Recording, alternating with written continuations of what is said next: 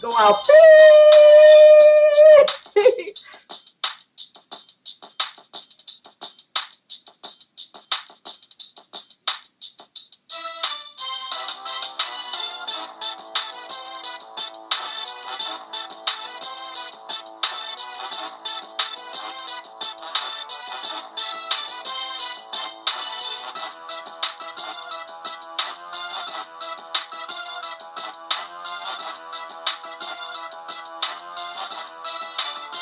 It's not too deep as the ocean goes deep.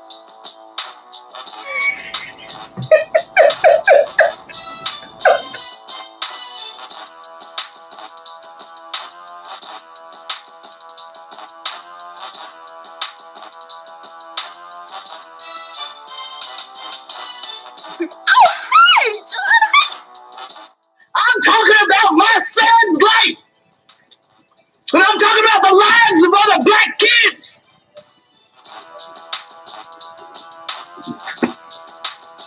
Do what the hell you want to do. Go ahead. But you can't silence me. But you are not going to silence me. We know that the government is running. Prove it guilty! Due process! Due process for due process again! Due process for wellness check! we got back.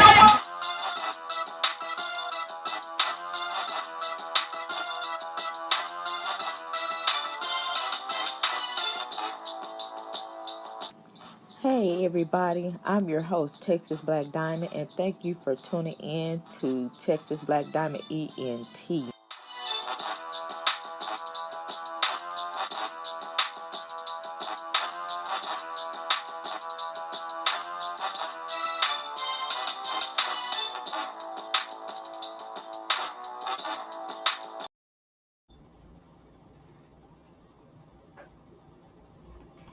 You would have a problem. Big was the man on tour, man. He embraced that part of life, man. We had a lot of fun with a lot of chicks. Hotel parties, backstage parties, show parties. It's a hell of a good life. Where y'all going? Y'all ready to party? We want to compound. Hell, we finna party. What you doing, baby? You leaving? You not gonna party with us? I said, you can still party with us. We gonna compound. We gonna turn up. Yeah. That's it right there. That's supposed to be your life.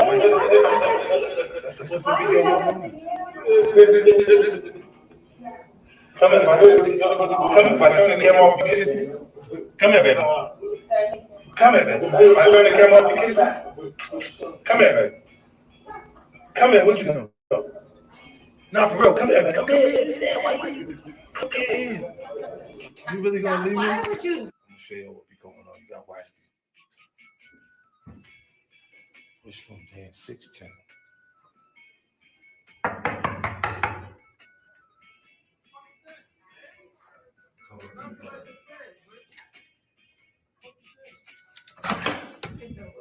Oh shit. I was like, got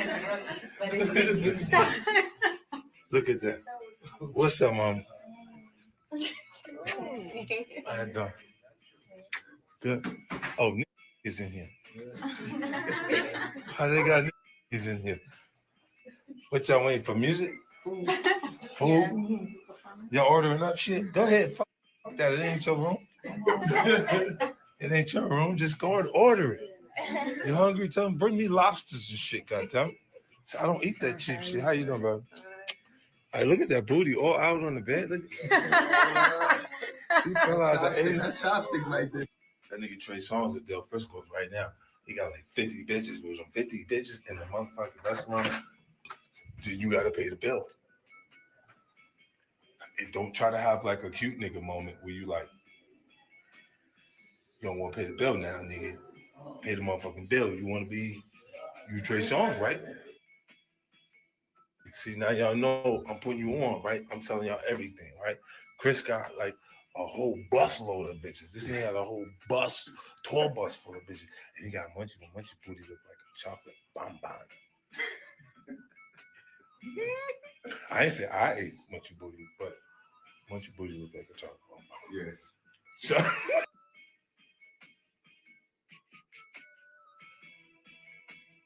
Same thing about you, that you are controlling, that you are abusive, that you tell women when to eat, when to go to the bathroom, when they can sleep, where they can dress. Why would all these women tell these different stories about you if they were not true? And they don't know each other. That defies logic to me. I can't believe a person like Gayle King that's been around her friend Oprah Winfrey. Maybe she needs to ask Oprah Winfrey, how are you allowing people to roam free in your house, come in and out when they get ready to hang out, go into your bathroom without permission, go into your dresser drawers and things like that. Robert is a celebrity as well, and so Robert has every right to protect his home and not let people roam around in his home. This man had to have protection, military to protect him. So where do you get off asking the question, about these females that's just visitors? Visitors ask, can they do this and that? They're not allowed to just roam free when they get ready into this man's home. You have to respect him, knock on his doors. You can't just walk in. He might be doing business, whatever the case might be. It's his home. It's his rules. He can do it wherever he wanted to do it. It's his home. He's allowed to say, no, you can't come in here. No, you can't do this. Yes, you can have this and that. And as being respectful, you should ask that person, the owner of that property, about moving around. Right. Until you hear the explanation. You can start a rumor on a guy like me or a celebrity just like that. All you have to do is push a button on your phone and say, so-and-so did this to me. R. Kelly did this to me. And if you get any traction from that, if you're able to write a book from that, if you're able to get a reality show, then any girl that I had a relationship in the past that it just didn't work out, she can come and say the same exact thing. Are you blaming this on social media? I'm talking about the power of social media. Instagram, the photo sharing app where you can grab anyone's attention just by liking a couple of photos or by using its direct messaging feature, is like the freeway for fandom. Social media made everything accessible at your thing. You can order food, you can order a driver, you can order a groupie, pretty much. Like, I mean, anybody is just a direct message away. It's like, Instagram is like Postmates for sex these days. Bands like the Rolling Stones and Motley Crue were absolutely not sliding into anyone's Instagram DMs because it didn't exist. When rock music started gaining popularity in the 1960s and 70s, it attracted a mob of young groupies who followed bands on tour. It was a process. Women and men had to think of strategic ways to meet artists. Tasha Howe should know. She's done research on groupies and heavy metal culture and spent her teenage years as a groupie herself. There were many different strategies you could use. We ended up knowing a lot of the doormen at clubs, and we knew a lot of people. So we often would become friends with wives or girlfriends of other band members, club owners, doormen, bartenders. And so we were often cute. We dressed really scantily clad. And so we would use our feminine charms to get what we wanted. No more trying to sneak backstage or finessing VIP passes. Thanks to social media. We didn't have cell phones back then, so you could just try crazy things and be wild and no one would ever know about it if something bad happened or whatever. Whereas today, I would imagine that with the cell phones, you have to be aware that every single thing you do is documented and somebody's going to find out about it. What these girls are doing is recording on their stories, getting the celebrity in the background, recording the studio, or recording the section that they're at. Being loud. 2. The purposes of the enterprise were to promote R. Kelly's music and the R. Kelly brand, and to recruit women and girls to engage in illegal sexual activity with Kelly. By promoting R. Kelly's music and the R. Kelly brand, the members of the enterprise expected to receive financial opportunities and personal benefits, including increased power and status within the enterprise. I've never watched anything on Mr. Savage. He called me a few times, but I don't answer the calls because I don't see where we got anything in common other than the fact that if your daughter's held hostage, then you should go get her. And you don't need cameras to do that. If you get a camera, it's because you've committed a crime. You see against them in respect to that. But, when I see his daughter saying that she's not a hostage, I believe that because I know Robert Kelly. I don't So know you don't Robert. think that he's holding any of the women hostage? Not a hostage, no. Robert Kelly has, again, his mind level is there at the same level. He can talk them out of things. It's just like if you got a man, your level of respect for him is how you hold for him. His display of love to you is what bonds you to. Again, your level of respect for him equates his display of love to you. Yeah, now, basically, a woman in her early 20s, and his mental capacity is there of a 20-year-old. So you're saying basically they're able to communicate and get along because their mind mentally is in the same place. Well, he's comforting to them, and I mean, they're comforting to him, and he's the provider for them. They like the world they live in. They like walking out in the limelight. But those girls knew what they were doing, and as far as being, I don't think Robert is the hostage. He don't do that. So you don't think that okay? So you believe that they're able to leave on their own free will, and that it's a consensual relationship. Yeah, if they leave, they know that what they're walking away from. They want that. Because me, when I left, I didn't have nothing. After 6-7 years with her, I didn't have nothing. That was my fault. You see, I bruised my damn self by staying in it. You see what I'm saying? He ain't beat me up. He didn't say, Johnny, sleep on the couch out there. You got to be here in the morning. If I left and I wasn't there and he didn't miss me, he didn't call me. But if I made myself to where I would be, I tried to create a job to where I'm valuable to where he needed me, then he called me. But if you're just there hanging, then, he liked the company. Right. So that's how that goes. As far back as history goes, artists have had a muse. Musicians have also had people who go beyond just a fan. Elvis Presley, the Beatles, and Michael Jackson made women famous. The 60s and 70s had free fan love, and now the ultimate in fandom is the rapper groupie. The rapper lifestyle can be viewed by outsiders as one that is simply unimaginable. Huge mansions, private cars, partying, fancy bling bling, and of course, pretty ladies. Groupies are necessary. Let's be clear, groupies are necessary. The question in 2019 is necessary to whom? It's one thing to have an artist perform on stage and have a bunch of girls screaming. It even adds to their self-confidence when, 10 of those girls figure out getting backstage. And of those 10 girls, 3 end up figuring out how to get to the tour bus or on the tour bus. 3. In connection with the enterprise, Kelly and other members of the enterprise traveled throughout the United States and abroad to perform at concert venues, to promote the R. Kelly brand, and to recruit women and girls to engage in illegal sexual activity with Kelly. Being able to touch people through music, tour buses, the tour life, the road life, it's amazing. Tour buses, I like tour buses. I would say it's kind of like a little party on the tour bus. But why do groupies need to push the limit? It's part of the culture just in general when it comes to entertainment. And Los Angeles is really the center of it all. Well, LA, by the way, is like elite level groupies. Like the best groupies in the world are here. When I see girls hanging around celebrities, it's always the same girls. The quote unquote groupie girls that are around these celebrities, it's always the same ones. Tupac had the song "Every Other City We Go." He talked about this 20 years ago. So. Every other city we go, every other video, no matter where I go, I see the same. Tupac probably would be amazed by modern day groupie culture. With a simple click of a button, hooking up with your favorite celebrity is easy.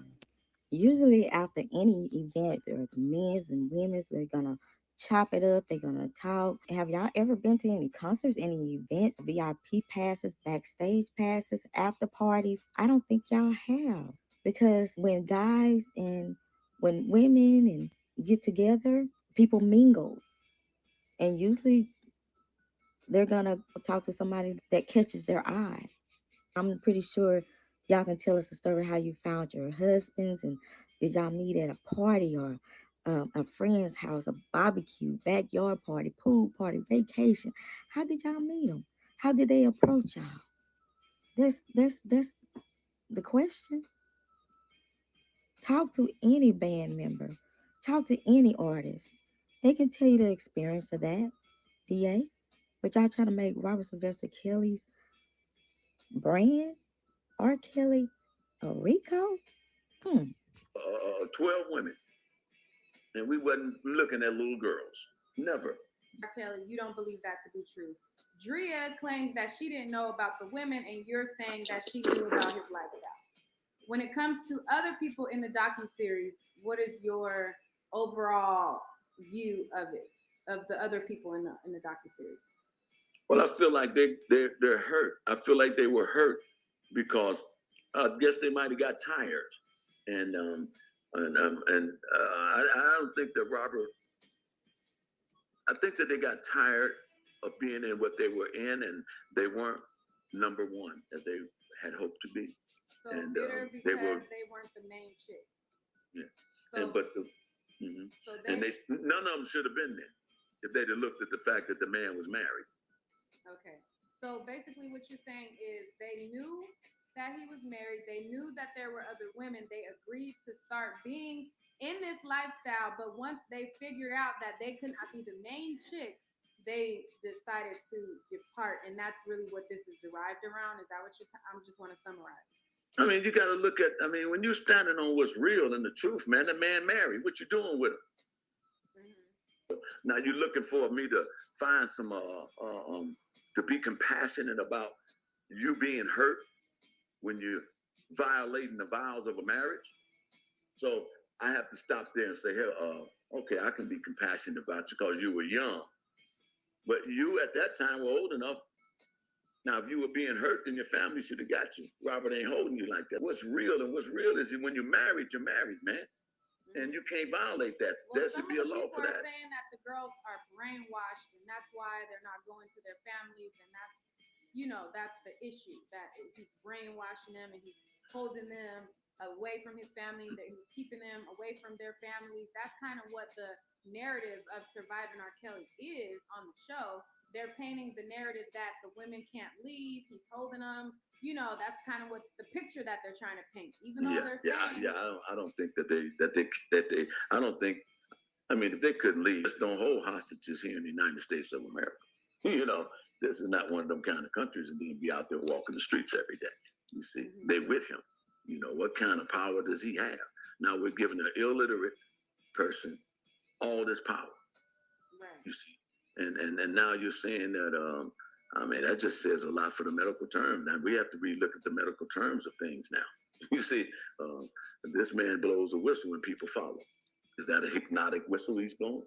You see what I'm saying? That's what you got to look at now. My memories of Robert. He walks and he sings. If he got a girl confused about something, if he mad, if he think he got to get to this girl, and she's giving him some stress, or he might be not having the grip he wants, he ain't gonna argue with you. Robert ain't like, he gonna sit down on this piano and he gonna, that's her song. Now she going back. She got him again. He got her again. That's so now she back hooked because she back hooked. Her song. Her mama and them calling and I'm okay, mom, I'm cool. And they living in a good life. Objection with Robert is that you should put him in school. You should have them be man. You should have all your women. You should have them in college. They should be your lawyers, your doctors, and all that. If you got them like that, and he can have it like that, but you don't know what to do with them. So now he's got a bunch of angry young girls. Yeah. That's another one. We're in town. Those are the athlete ones.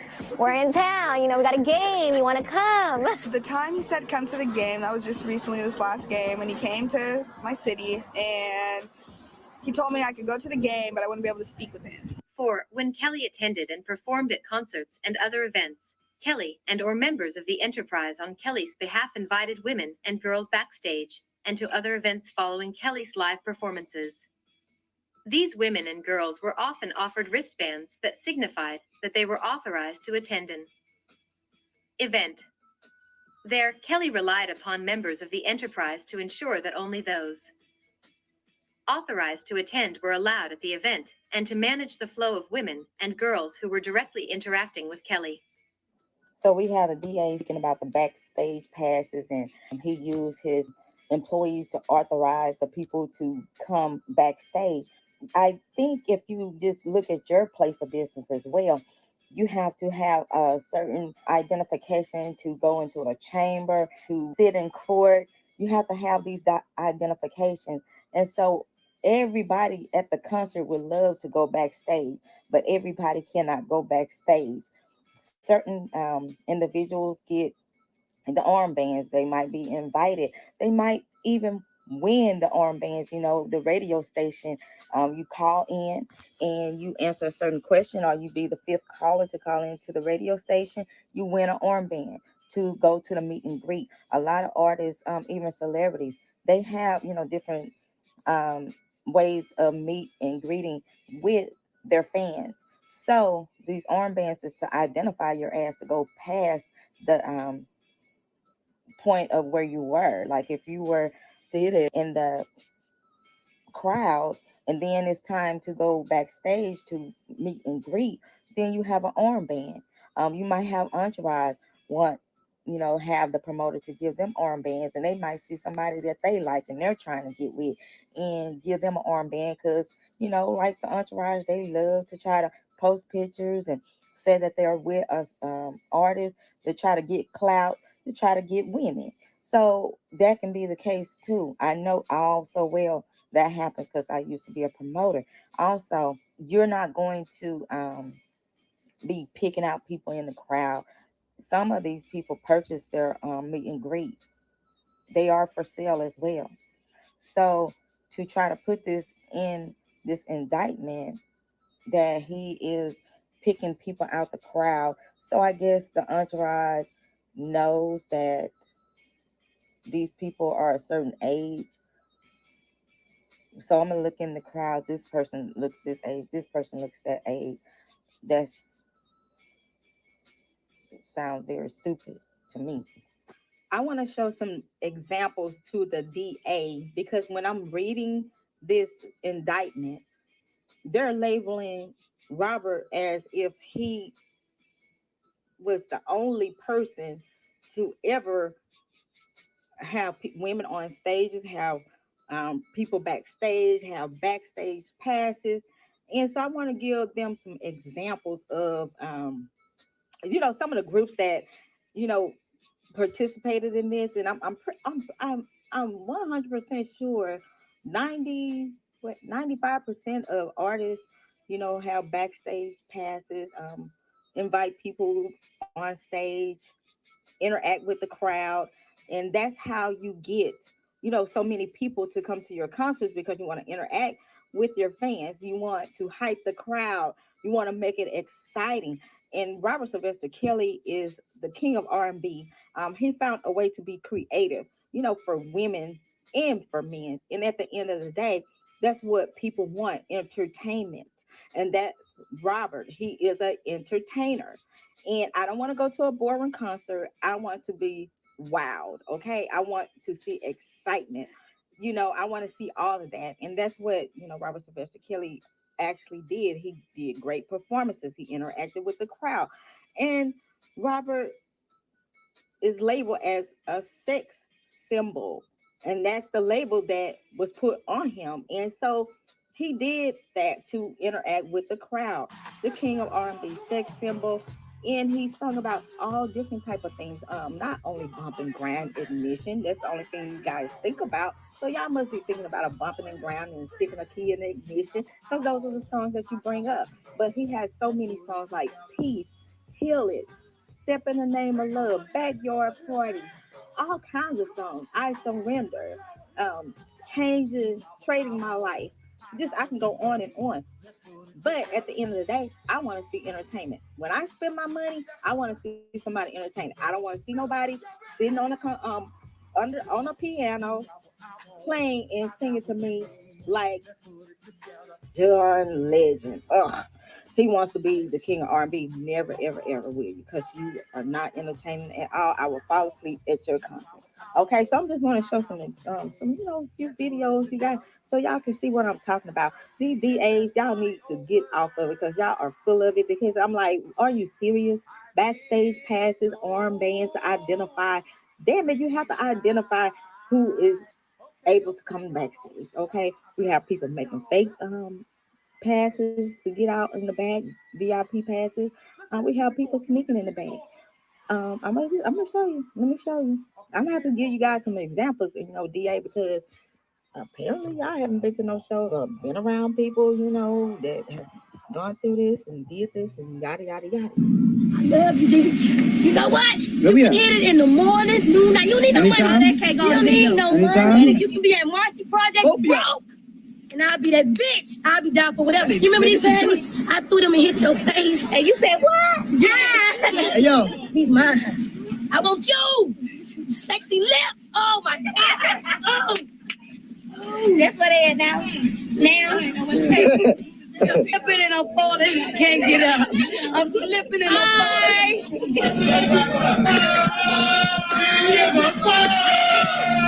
By the time we get off stage, and I don't know how the fuck they find out where we staying. Oh, look at these goofy ass bitches. But when we get back to that hotel, they be flooded out there.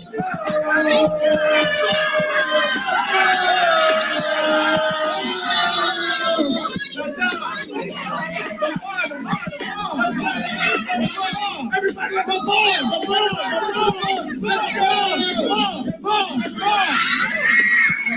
The biggest security problem right now is keeping the artists on the tour with us from pulling all the girls backstage. Nothing. I don't know. Ass. I done did it. Then reversed it. That shit was sweet. Look, show your tattoos. That's what we here for, done. What's this one mean? Ooh, get right. Look at that. Oh, word? Show the other one on your take those off. Yeah, let me ask you a C-section or something? Just say that. It's for the movies. Don't act like that. Mix. You gotta hold the shirt up. Come here. Oh, you don't have no control, man. Playboy, you heard? Y'all want to find a boy? Yeah. We dance. Y'all So want come on. You gotta show something for the camera. Yeah. You gotta give the camera something to go with. Come on, y'all acting scared right now. Yeah, not scared. This is about it. We about it all night. This nigga scared. That's my man makes it right now. This one not like for official footage. Stop it, dog. This nigga's scared. Yeah, you like that. You like this. Scared of pussy. This is for the movie right here. Gotta be loud. You get a laugh. This nigga's so scared. So you can see something. You wanna give it a official? Come on, this is the official Hard Knock Life after talk. Come on, this is official Hard Knock Life. This is all in the movie, bro. You're gonna be stuck.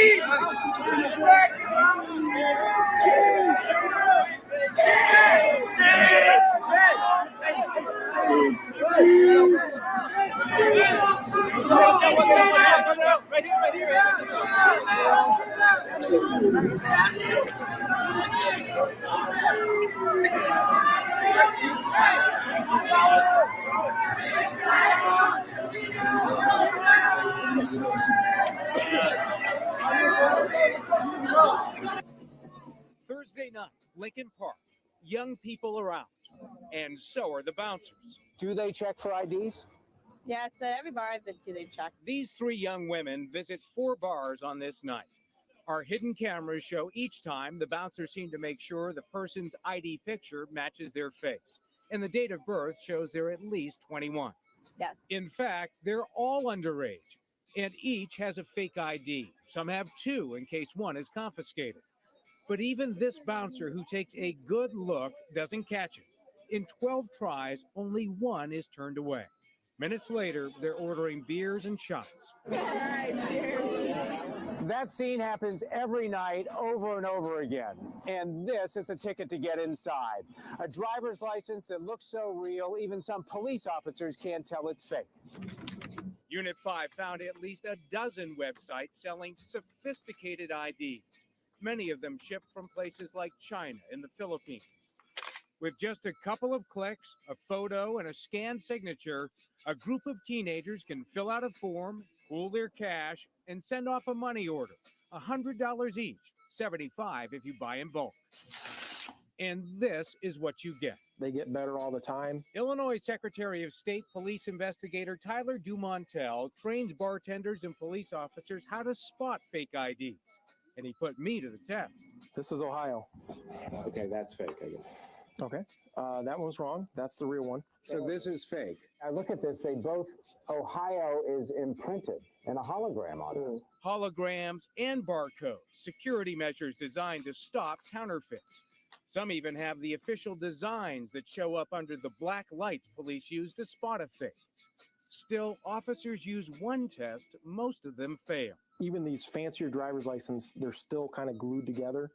And when you bend it like this, it's going to crease it. His office conducts 84 stings a year and arrests more than 320 underage drinkers. Many expect just a ticket, but listen to this. By possessing this driver's license, they've committed a class 4 felony. It's the same thing as if they punched me in the face. I thought it was just a fine. I keep a box of tissues in the car because it's not until they're arrested in handcuffs in the police car and you're discussing the crime with them that reality hits. This is serious.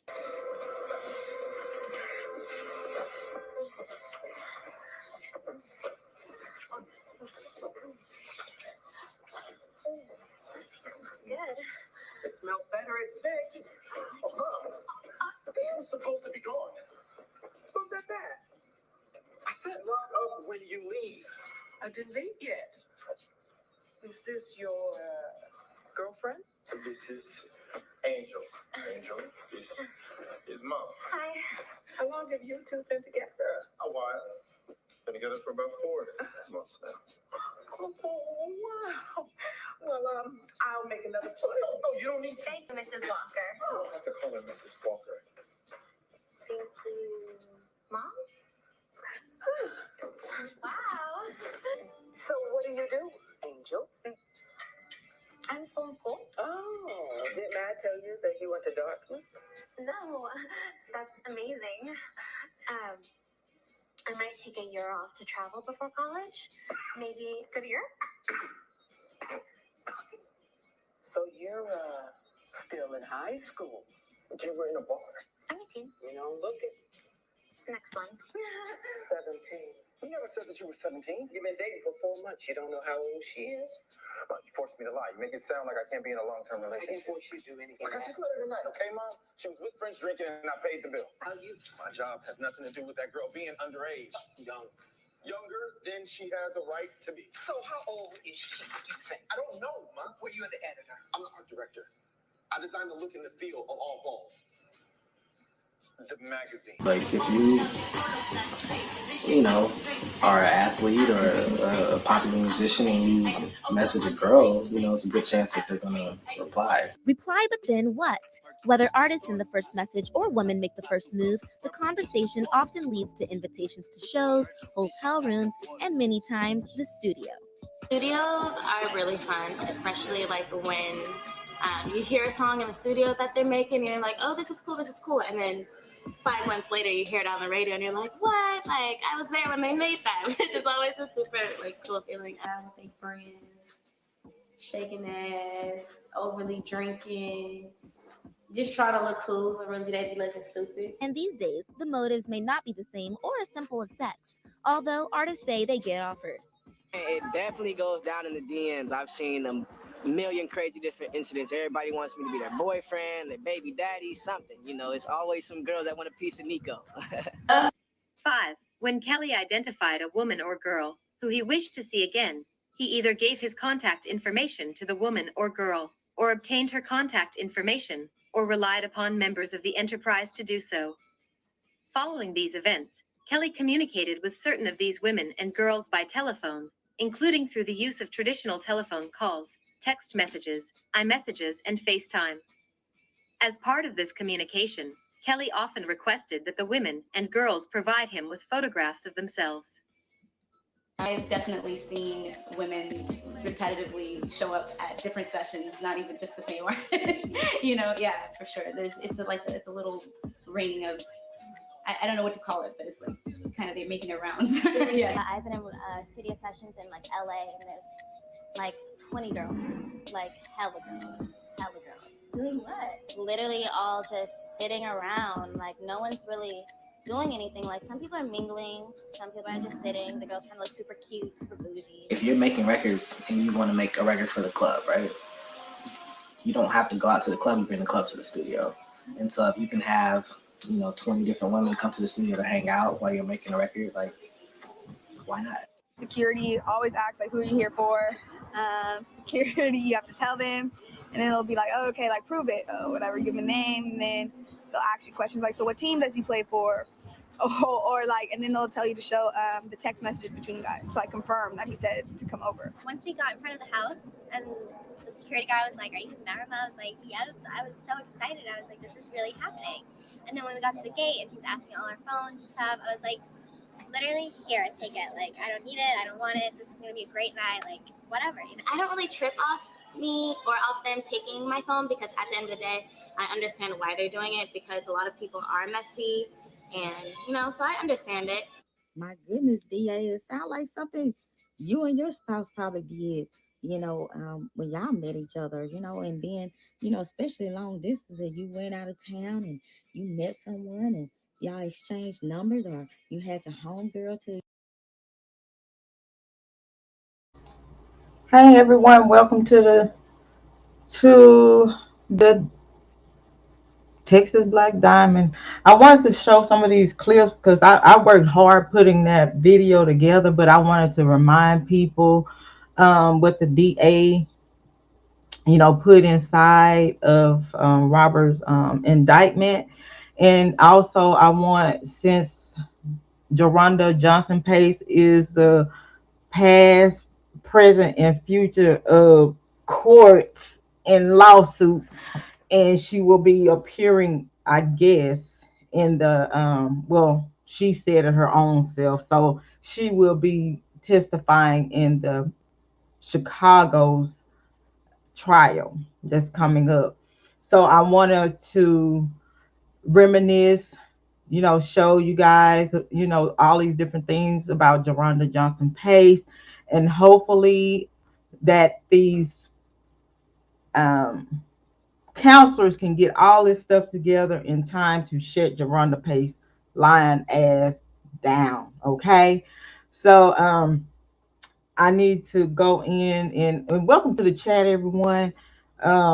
Thank y'all for stopping by. I wanted to just show you guys stuff like this, show you guys the type of things that these people do in the industry. They put these phones away, because I don't need you taking pictures. This is what people doing now. They take pictures. They try to blackmail you. They taking pictures saying, well, I was there. You can even take a picture of with a fan going down the street, and they ask you for a picture, and they can come back and say that they did something to you, So there was one that I put together.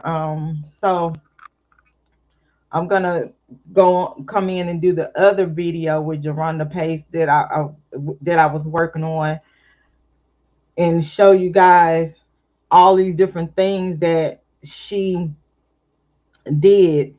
And like I said, if it would have been hard work, hard investigating with Jerhonda Pace, she would have been thrown out. Okay, like, because it doesn't make sense for the prosecutors to allow,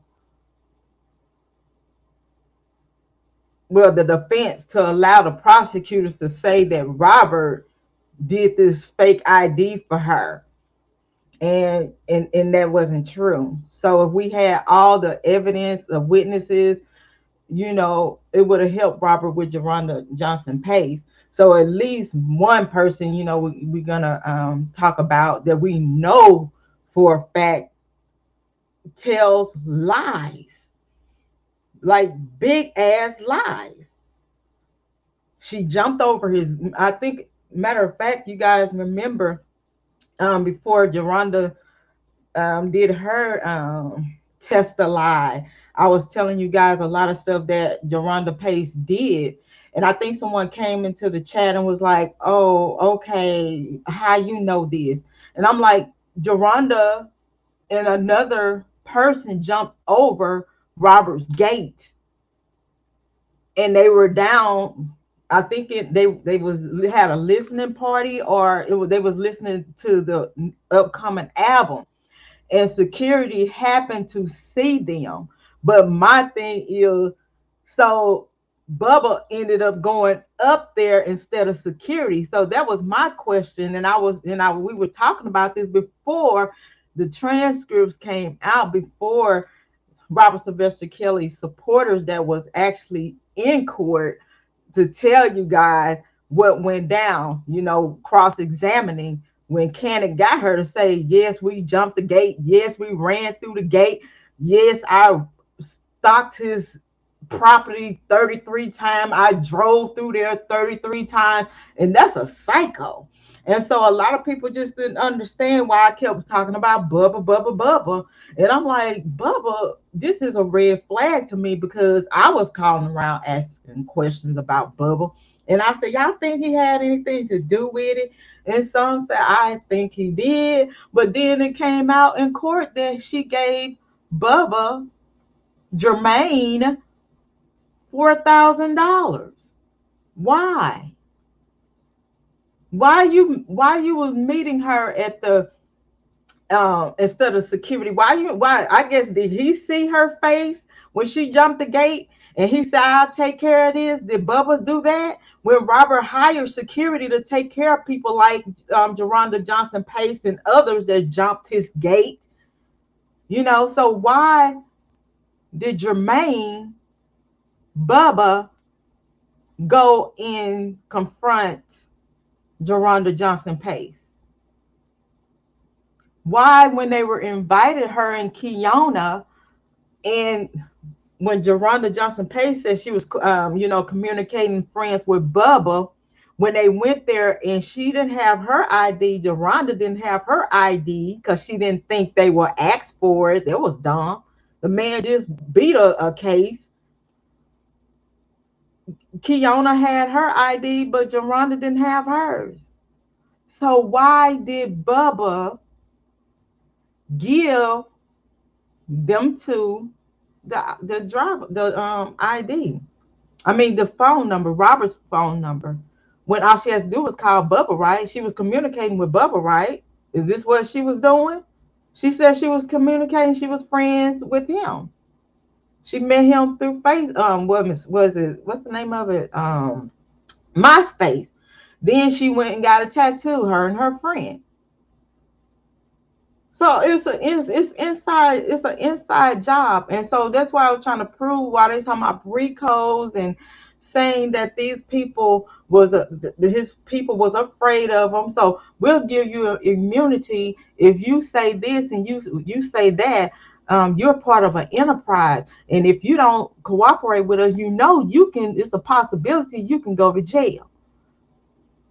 So they will say whatever to keep their asses out of jail. And I'm saying the people that was around Robert, they testified because the government scared the shit out of them. So my point is, if they were so afraid of Robert Sylvester Kelly, if Robert Sylvester Kelly was Suge Knight, why would his friends, family, employees steal from him, backdoor him, do sneak shit? If this man was a monster, if he was a Suge Knight or someone, no broken noses, no broken bones, no broken necks, none of that. No, nobody. They didn't show any hospital records of anyone being hurt by Robert Sylvester Kelly. So I'm gonna go jump to the next one here. I don't want to talk too much, guys. One day I'll be showing myself, y'all. I'll be so tired. I'm wore out. So okay, we're gonna jump to this thing right here. Ugh, love her line. I just these lying people. And I try to be as careful as I can be speaking on them. Cause I wanna say it the right way, but I don't want to call people out their names. But we already know this child is a liar, okay? And that's facts, okay? She's a liar. Yes, I lied. Hi there. Before we begin, I want to talk about pathological liars. And yes, it is a mental illness. And yes, I believe Jerhonda Johnson Pace fits in that category. Um, um, a mental illness like one of my cousins.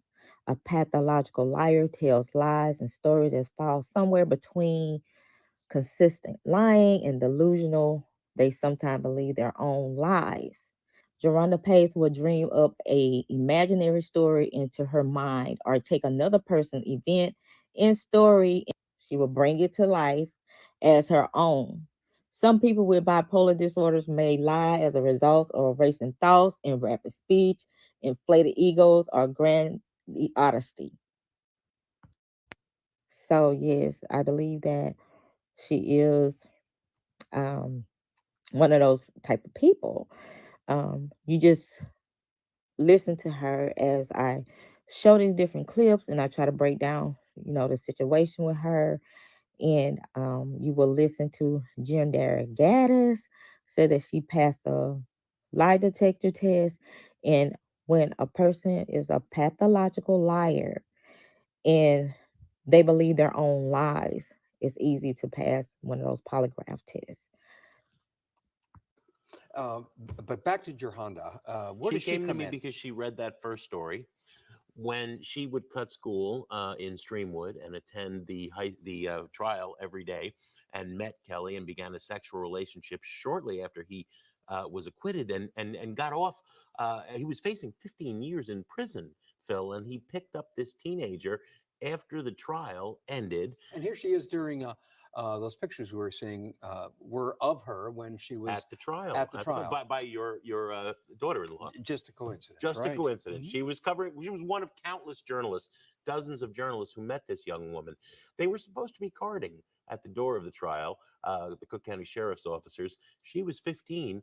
She did not even have a fake ID, but she got into the trial and watched that child porn tape as it was shown numerous times. How did she connect with R. Kelly? He actually had one of his hangers-on friend her on MySpace and invite her to a party at Olympia Fields.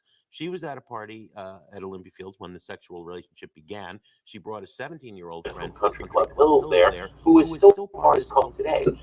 Let me pause.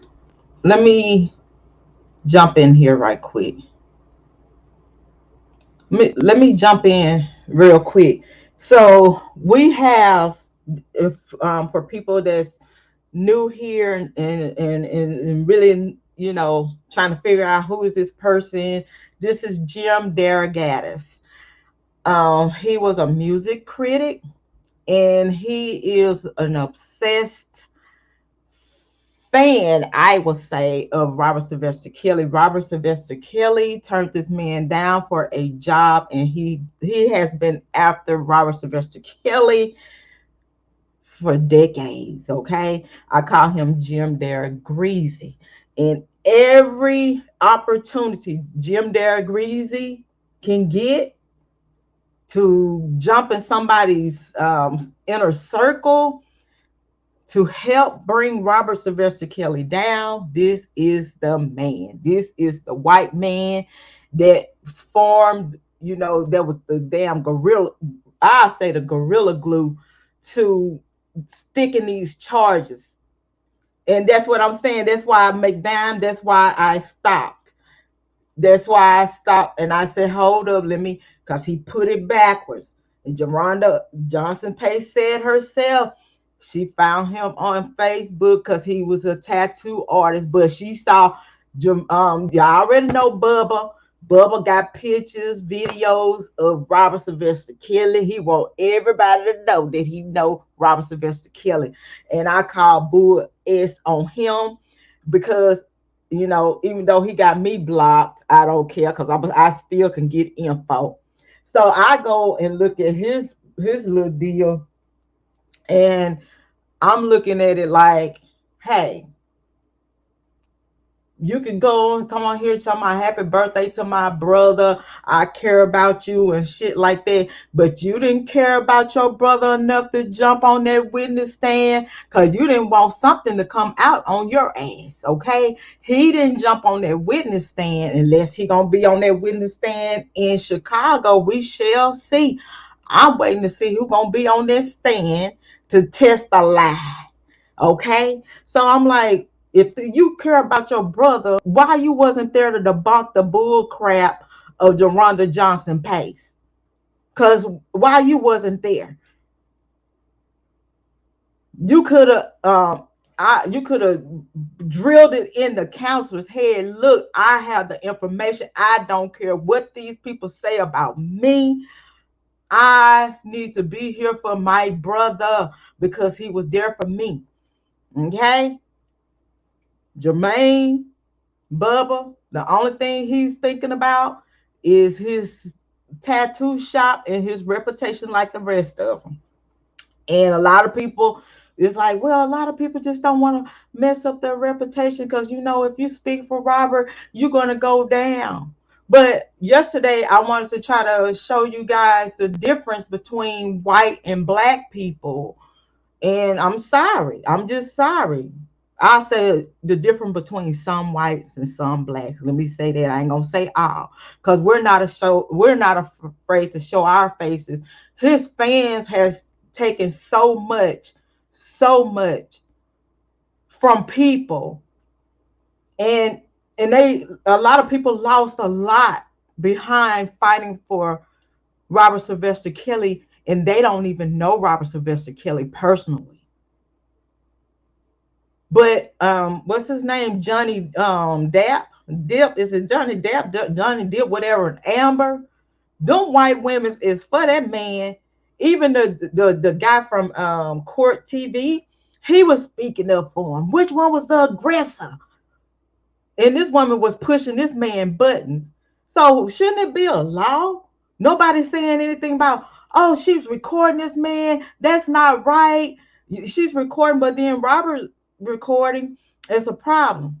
So then they was talking to this white lady about Johnny and his language. And the white lady said, like, my husband talk like that all the time. I say words and stuff too. Sometimes it's it just depends on the circumstances. We all have said it. Then you have young ones saying, I speak like that. I say words like that all the time. Like, oh my God. So this man here, Johnny, was like, I want to blank, blank, blank this woman and blank, blank, blank this woman. But Robert, somebody stole from him. He said a few curse words out of anger because I've been helping your asses and you having the damn audacity to steal from me. And everybody found that to be a problem. Oh my God. Did you hear the language out of his mouth? Oh my God, I felt sorry for the person he was cursing out. Damn it, hell, you steal from me, I'm gonna curse your ass out. Hell, I curse people out for coming over here bothering me, and I'm in my own zone. I cuss out damn screen names for coming in here fucking with me. I say curse word. That white woman said that, and she was an older white woman too, baby. Look like she's in the swamp, baby. She said my husband cuss and say stuff like that all the time, but it depends. And see how they went up there and they talked for this man and had his back. I don't that's why I look at certain stuff, because I was looking at the Johnny Dip. I hope I'm just say Johnny because y'all know me and these damn names. So Johnny, I was looking at the beginning of the trial before it started becoming hot tamales on the blogs. So I always watch court TV, I watch CNN, I watch different things like that. And even hell, I'm pissed off at Joe Biden, and that's a whole different story. But you gave another country $1 trillion damn dollars. Okay, I said, damn, the damn scholarships that can be given, and then you slice the aid, cut the aid for in April the 15th for people. A pandemic, there's still a pandemic, we still going through some shit. The damn chicken high as hell now, bacon, beef bacon, $15. And so he cut that from American citizens.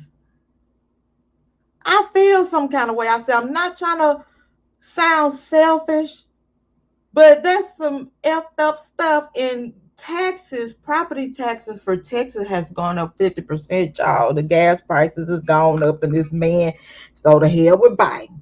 Okay, let's talk. Let jiggling neck finish talking with his damn jiggling nasty looking ass. Like I said, he want to sleep with Robert. I think he's obsessed with Robert. He want to be with Robert. I'm telling y'all. I keep telling y'all that man want Robert for himself. Mm, he's obsessed. So she is speaking what police are told is a cult, not my word. Police reports. So, what allegations does she make about their intimate life? Physical and mental abuse. You have to follow these rules. She was hit, choked, slapped, and she's very much concerned about her friend who is still there, who's now 25, and she's concerned about the other young women who are there. You allude to rules. What kinds of rules? You are told when to eat, when to sleep, when to dress. You must ask permission to go to the bathroom, to leave. It's a sort of weird draconian ritual. Um, Jerhonda Pace today was in touch with Kim Fox and the state's attorney's office and would like to press criminal charges now that she's realized that taking a cash settlement in return for a non-disclosure agreement was the wrong thing to do. She is very eager to help bring forward any criminal case against Kelly that might get those women out of this situation. The FBI, the Georgia Field Bureau, will neither confirm nor deny an investigation, but I've talked to 4 people who've spent hours in interviews. Okay, you just alluded to something that is new to this conversation, and that is the whole notion of she settled with R. Kelly. She took a What- cash settlement. What were the terms of that settlement? I can't tell you, Phil, exactly how much money she took. Okay, I wanted you guys to see this clip with Jim Gaddis. And so Jim Gaddis was like, she reached out to me when she read that first article and things like that. So I'm like, in my mind, I'm like, oh, okay. So, Jerhonda trying to get ahead of her lies because now we actually have these articles showing where the journalist spoke to her and she said she had the ID to prove it. 18 with the ID to prove it. So I believe that she got in touch with Gaddis about the articles, wanted him to clean it up for her. Jim Gaddis, like, I'm gonna get in touch with my friend that I had to take all these pictures of you standing out here, and we're gonna clean this up. Okay, so you can't help but to look at things for what they are. And this is exactly what I'm trying to show. Okay, what a coincidence. The guy that he's doing this interview with, daughter-in-law, took pictures of Jerhonda Pace s- standing in the road, walking with Robert, and things like that. And you should, it's very strange and suspect to see that a person that had a fake ID, lied about their age, but they're actually underage, getting close to Robert. She was always able to get close to Robert. She had, you know, connections here. She knew the rumors that was going around. She knew about all these lawsuits, and she wanted a piece of it, point blank. But further on into this video, I'm going to explain to you why I think that this was a plot and the people that I feel that was involved in this. But this article here, Jim Derek Greasy is trying to clean up her mess. He's trying to get in front of, you know, the things that she has done and trying to clean it up and clear her name. And you can actually hear Jim Derek Gaddis say, she actually, they didn't show her ID, but we also have a witness that was actually with her showing an ID. So Jim Derek Gaddis, he felt like he had a lot of pull, and so he can get on mainstream media and speak to people and try to clean up the damn mess that she left behind. So because he is so infatuated with Robert, he wants revenge. So he is willing to do any and everything to make Robert look like the. Speaking on that, I know I'm gonna try my best not to cut in no more anymore. But this is an old video, but this is something we know a whole lot of stuff now from back then, and it's crazy. So y'all see what we're talking about. We might not want to deal with other people, but you see how much pull this man has. He can go to a radio station. He can go to what's the Dream Hampton. He can go to any platform, mainstream media, and speak on Robert Sylvester Kelly. So why can't, like, even like, I know some people are like, oh, those are not the sisters, but since they've been put out as his sisters, and here, and Robert's saying they're my sisters, so I have nothing to do with that. But why they can't get on Dr. Oz or go on Gail King, and and speak facts, and no shade to what's his name, Daddy Lolo, and others. We get on here and we can tell the breakdown real good, but when it seems like as soon as we get in front of these mainstream media, the stuff that we can put out there, get put out there, we choke up. Because I was looking at the thing where he was saying they took his $1 billion. I'm like, okay, what $1 billion? Like, explain the $1 billion. Talk about everything was going good for Robert. Wasn't no problems with Robert. But when he went to Sony, and it's getting close for him to get all his rights to his music, his catalog is worth $1 billion. That's when all hell breaks loose. Now they want to bring up the alleged Aaliyah thing. They want to bring up this. Now now it's a coat, and things like that. And talk about Jerhonda Pace. I'm upset because they got this woman, Jerhonda Pace, up there on the stand as a Jane Doe, and we know about her. We know she showed a fake ID to the court to go into his trial in 2008. We know this because there's a witness that was with her, one of her friends, that testified to this on media, social media. This is what I am upset about, because they allowed this lady, the same way she showed the ID to them. What make you think that she wouldn't show the ID to Robert? And I would have said, you guys are painting the narrative that he loves like babies. So if he like babies, he's this predator. Why are these women lying? We just found out in court about Jane Doe number 5, Angelo's daughter, Azriel. Her mom was texting Robert pretending that she was her daughter, into pretending she was 18, and she lied. The police saw the ID when they went in there. So those are red flags. You see what I'm saying? So, like, But the people that has the power to get in front of the mainstream media, like Jim Daragatis, to clean up Jerhonda Pace lies, what's going on? What's going on?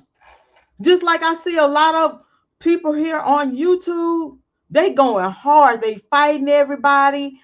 They fighting his supporters. But and they using YouTube, but then you go on their other platform because somebody brought it to my attention and they asked me about it, how I feel about it. I was like, I never thought of it because I don't be looking for the person. I don't even go on any of their social media platforms to even think about them. But they was like, check this out. Just see this dude. This dude has not mentioned free R. Kelly on his platforms, his other platforms, or even on YouTube. This man is not advocating for somebody that he claimed that he's close to.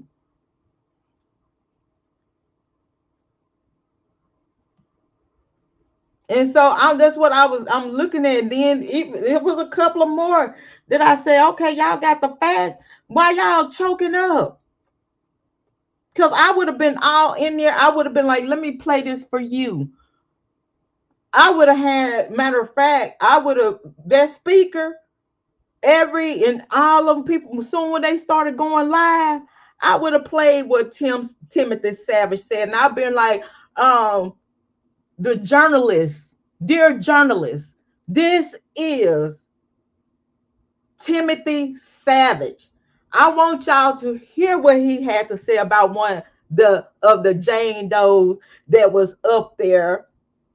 And I want y'all to hear what he had to say about the Lifetime of Lies and Dream Hampton and all these people. I want y'all to hear this. This coming from his mouth. I would have played it just as loud. Real talk.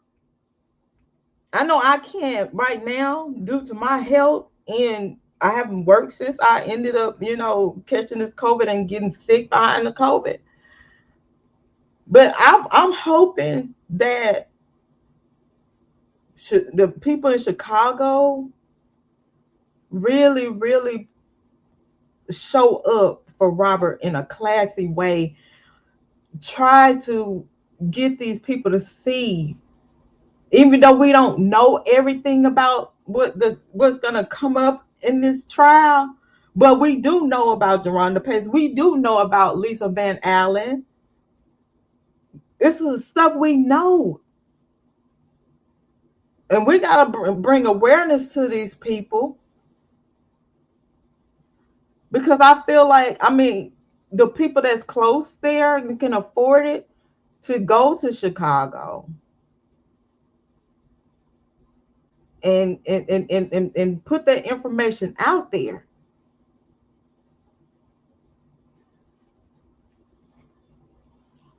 So let me get on back over here to this jiggly neck person in the wrong. So So he's condoning her breaking the law by getting a false ID going into a federal building. So he's condoning that. Oh, she just like a teenager breaking into sneaking into an R-rated movie, but she went into the court, and there's nothing wrong with that. So they're not holding her accountable for her action. But you have to question this. Every article, Jerhonda Johnson Pace. Every picture, Jerhonda Johnson Pace. BuzzFeed, Jim Daragatis. Jim Daragatis, friends with the person that was taking pictures with him. So you might want to question that, you guys. Look into that as well. Let's continue on, because I can go on and on about it. Kelly's representatives have issued a statement, and that statement says the allegations against Mr. Kelly are false and are being made by individuals known to be dishonest. Mr. Kelly again denies any wrongdoing and is taking appropriate legal action to protect himself from ongoing defamation. So he denies it, Jim. Do you, You know find what the dishonest part is? When your daughter-in-law or any of the journalists who covered the trial asked Jerhonda, because she was interviewed frequently, how old she was, she would say she was 18 or 19. She was a 15-year-old kid sneaking into an R-rated movie, or in this case, an X-rated court hearing, and lying about her age. I don't think that's dishonest. We reviewed with BuzzFeed hundreds of pages of draft legal documents involving 3 attorneys and a lot of other corroborating evidence, including a lie detector test she took with a private investigator in Hinsdale. That was a 7-page report. You know, the reporting is solid, Phil, as it was on July 17th. I actually was made aware of her story in 2012 by her stepfather, said Derogatis. I've been trading emails with her over the years. Back to Jerhonda's case, she broke a legal agreement after a settlement. She did. Does that affect her credibility?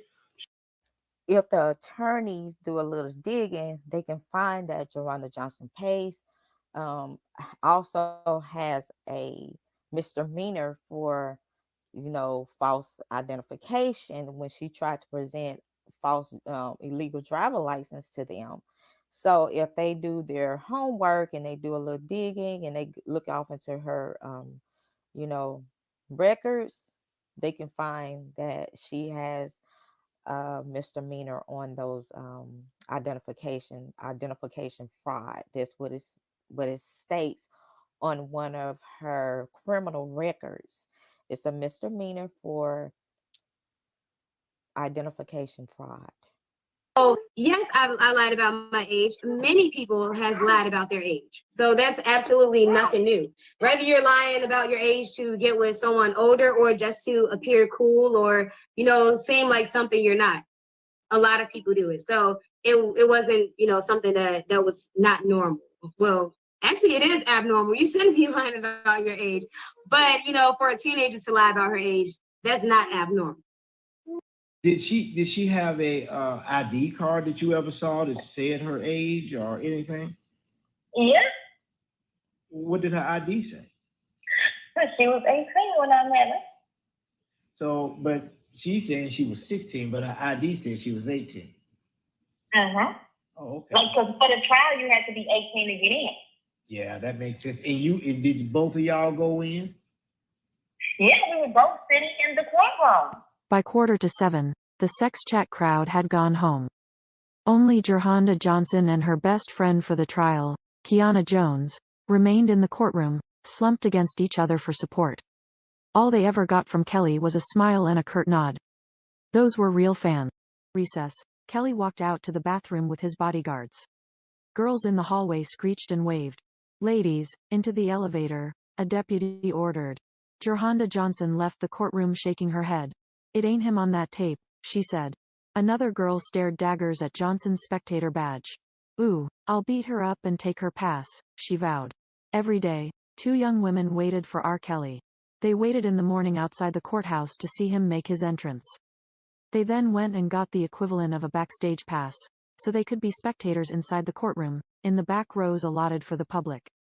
During the lunch break, they ran over to nearby Douglas Park to see him go to his tour bus for a private meal, away from prying eyes. At the end of the day, they tried to run out of the building before he did, so they could have a final goodbye. They shouted, "I love you," and he smiled and waved back. And they cussed out any reporter they thought had done Kelly wrong, on his behalf. One of them commuted 40 miles by train and then by bus for this. The other skipped school and left her 2-year-old son with her mother. These young women, 18-year-old Jerhonda Johnson and 23-year-old Kiana Jones, are the superfans. They are the most unwavering in their dedication to the star. Jerhonda and Kiana met Kelly at his bus. Kiana brought her 2-year-old son, Robert. Finally, they got a hug. The MTV article reported that Pace was 18, but public records, as well as Pace's birth certificate and driver's license, show she was actually 15 at the time. She admits she lied to the reporter because Cook County Sheriff's officers were not admitting anyone under 18 into the trial. Pace says she met Kelly when he was walking into the court building. The star seemed like a cool guy, and he would always speak to me when he saw me, she recalls. She even got the singer's autograph, which she provided to BuzzFeed News. He didn't have anything to sign, and neither did I, but my friend reached into her pocket and found an old bank slip, so I got his autograph on her bank slip. I laminated that. That meeting with Kelly would not be her last. In May 2009, a friend and employee of Kelly's friended Pace on MySpace. Pace tells BuzzFeed News, and invited her to a party Kelly was throwing at his mansion in suburban Olympia Fields, Illinois. Pace, who had just turned 16, says she lied to her parents, telling them she was going to a friend's house. I was a bit nervous, she says. Even though I had already met him at his trial, I was like literally at his house, so it did not feel real. She remembers Kelly calling her over to the bar and telling her he had noticed her at the trial. He then asked for her cell phone and entered his number in it. At the time I was still, pretty starstruck, so I was in disbelief, she says. Okay. Now the prosecutor said that Robert invited her to his house. Now who invited who? Okay. Robert didn't invite her. Once again, she lied, she lied, she lied. So that first encounter at that house when Bubba invited, she didn't have her ID. So I guess she decided to show up the next go round with someone else. And that someone else, what's her name? I hell is so many of them lying asses. The one that they claimed that he made turn into a boy. Y'all know who I'm talking about. Dominique. So this time, did she? Because she got with Dominique, so Dominique had a vehicle, so Dominique was able to drive her, and she didn't have to catch all these different, transportations to get to Olympia Fields. So I think the next go round, she had that ID, and that ID was waiting. She had it this time. I'm gonna have it, and I'm gonna get up in there this time. Okay, I'm gonna get in there this time with this ID. She went back and got that fake ID. She probably got another fake ID. She probably got another one made. She probably know who to go to, and and things like that. And they said and I think even when the prosecutors were showing something of Jerhonda Johnson Pace, and they tried to show the jurors like number was marked, fake marked. Okay, it wasn't Robert doing it, you know. So those are some things that I want to point out. Just a bunch of mess.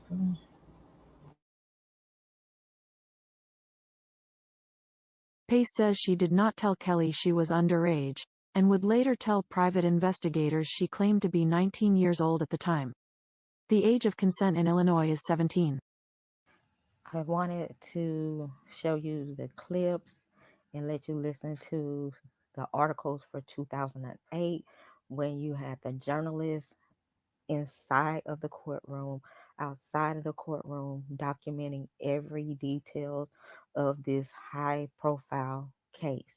And so, what I was showing you guys um, with the articles, where in 2008, one of the journalists said, with the ID to prove it, which I have done previous videos talking about this journalist saying with an ID to prove it, and you had Jerhonda Pace letting them know, hey, I'm 18, so she can be able to get in there. So then you have, I think it's a 2018, 2019 article talking about, from MTV, saying that Jerhonda Johnson Pace was like, um, she was 15 years old. She lied about her age so she can get into the courtroom. And so we have a witness that was actually there with her, Kiana Jones. I call her the 2008 trial friend. So she's there. She's a witness. She's saying Jerhonda Pace had an ID showing that she was 18 years of age. So therefore, she had a fake ID to get into the courthouse. So we have Jim Derrick Gaddis trying to clean it up with going on the mainstream media saying, oh, they're all lied about their age and she sneaked in and things like that. And this was a heavy, I mean, so many security people all over the place, inside and out. So it was well secured and they were carding people. So, they carding everybody else. But all of a sudden they just happened to let a 15-year-old walk through there without carding her. Okay, come on, Jim Derrick Gaddis. She had a fake ID. He's saying that because he's trying to um, clean her image up just to put all the blame on Robert. So now my question is, they feel that they want to hold Robert accountable for Jerhonda Pace's actions, showing fake identification. So if you're going to hold him accountable for Jerhonda Pace's actions, so are we going to hold the security here accountable? Are we going to hold the attorney accountable? Are we going to hold this judge accountable? We're going to hold security check accountable? Are we going to hold the person that gave her her spectator badge, her sticker to place on her clothes? Are we going to hold them accountable? Since we're going to hold Robert accountable for her lying, her showing a false identification to say that she is 18. So it's okay to hold him accountable for Jerhonda Pace's actions. So are we going to hold the court accountable for her actions? That's the question on that. And going through the photos for the 2008 trial, and I just raised my eyebrows because I'm like, with all the security that was around Robert during this trial, how in the hell Jerhonda Johnson Pace was always allowed and always ended up being next to Robert? I need y'all to think with me. All the pictures, Jim Derrick Gaddis, his journalist friend, photographer. Just think about it. And every picture, when it comes to the fans, everything, people walking next to him, who is it? Jerhonda Pace. So was she making sure, or did somebody help her get into that gap so Robert can constantly see her face? She stick around after everybody leave the courtroom, and she's sitting in the courtroom, her and Kiana. And so, of course, Robert's gonna remember her. She said, "Oh," he said, "Oh, I remember you. You was at my trial. Thank you for your support." I'm pretty sure her face will be rememberable because she's all over him. And make that make sense, because I'm just looking at all the pictures that I can find. I'm also um, getting some information come into me for me, videos, old clip videos that I requested.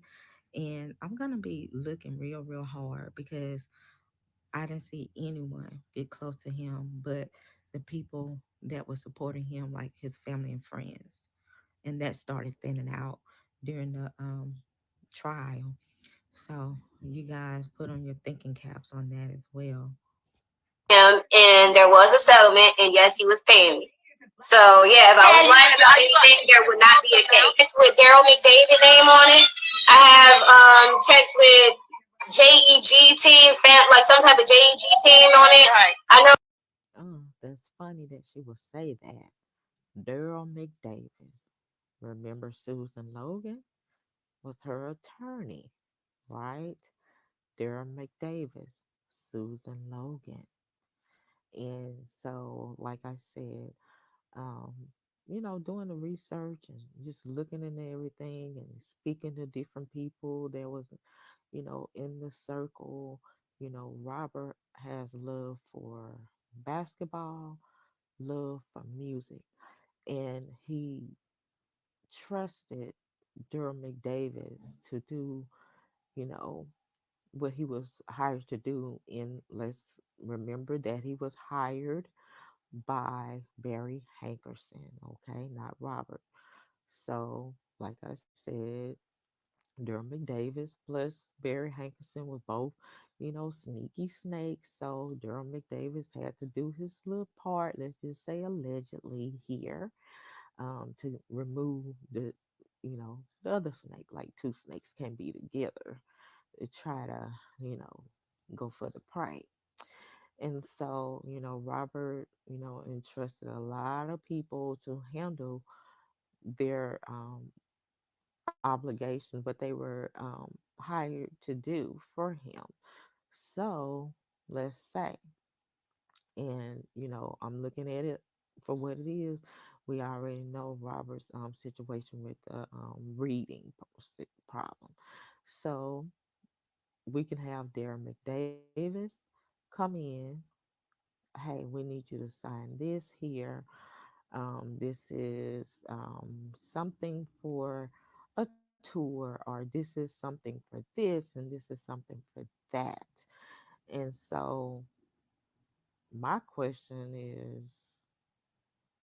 why was checks written from Darren McDavis?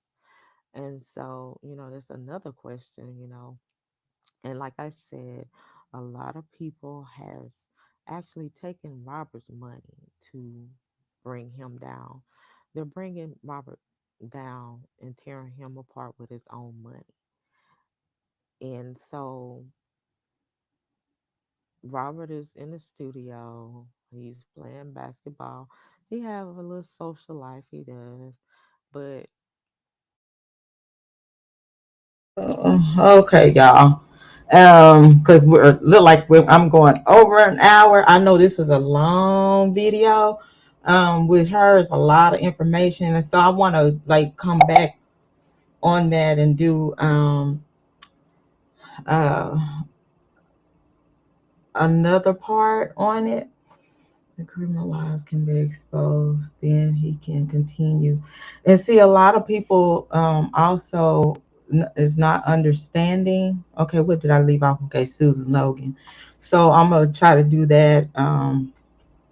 I guess probably tomorrow, because it's Sunday, and I know everybody has things to do, and then I need to take my medication and eat something.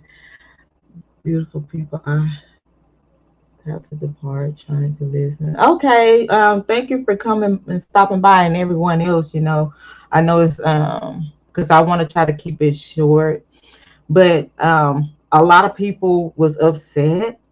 I was hoping that this man here on the screen, y'all get brain fog too now. So, what's this man name? Darren McDavis.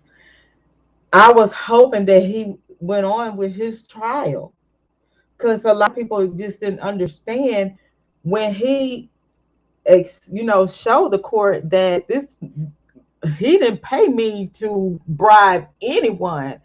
That money was from a lawsuit, and this is exactly what his attorney is saying. Durham McDavis. So if I felt like he should have went on and had his trial going on like way before Robert, because that would have helped, take that narrative away that he paid me to bribe Rashonda Landfair and family. And once before I showed you guys the lawsuit. He sued Robert. This man stole so much money from Robert, and then had the audacity to turn around and sue Robert. I think they departed with each other. I think he said back in, was it 2012? or something like that. I can't quite remember. 2012, 2013. And he sued Robert. And that money there was for his lawsuit, not to pay off people. And so we'll talk about, Roshonda Landfair and everybody. So it's like, what some people, what do they have to gain? What do they have to lose in this trial? Roshonda Landfair, their bread and butter is no longer here. I hear that she put her um did she file bankruptcy, Roshonda Landfair? I'll say allegedly. I don't have the paperwork on it. So what did the government offer Roshonda Landfair? What did they offer her? And like I said, just like who do they, I think it's Susan Logan. I think they were gonna get her for not showing up for court. And who else they was threatening for not wanting to testify? If they really wanted Roshonda to testify, that 2008 trial, they knew how to get to her. I mean, the government has a way of finding people. They found Bin Laden. I know they could have found Roshonda Landfair. That's just a picture they was trying to paint, you know, to the public. Persuasion is a mud. The point is that the one who had the wristband on had to be 18 over if they're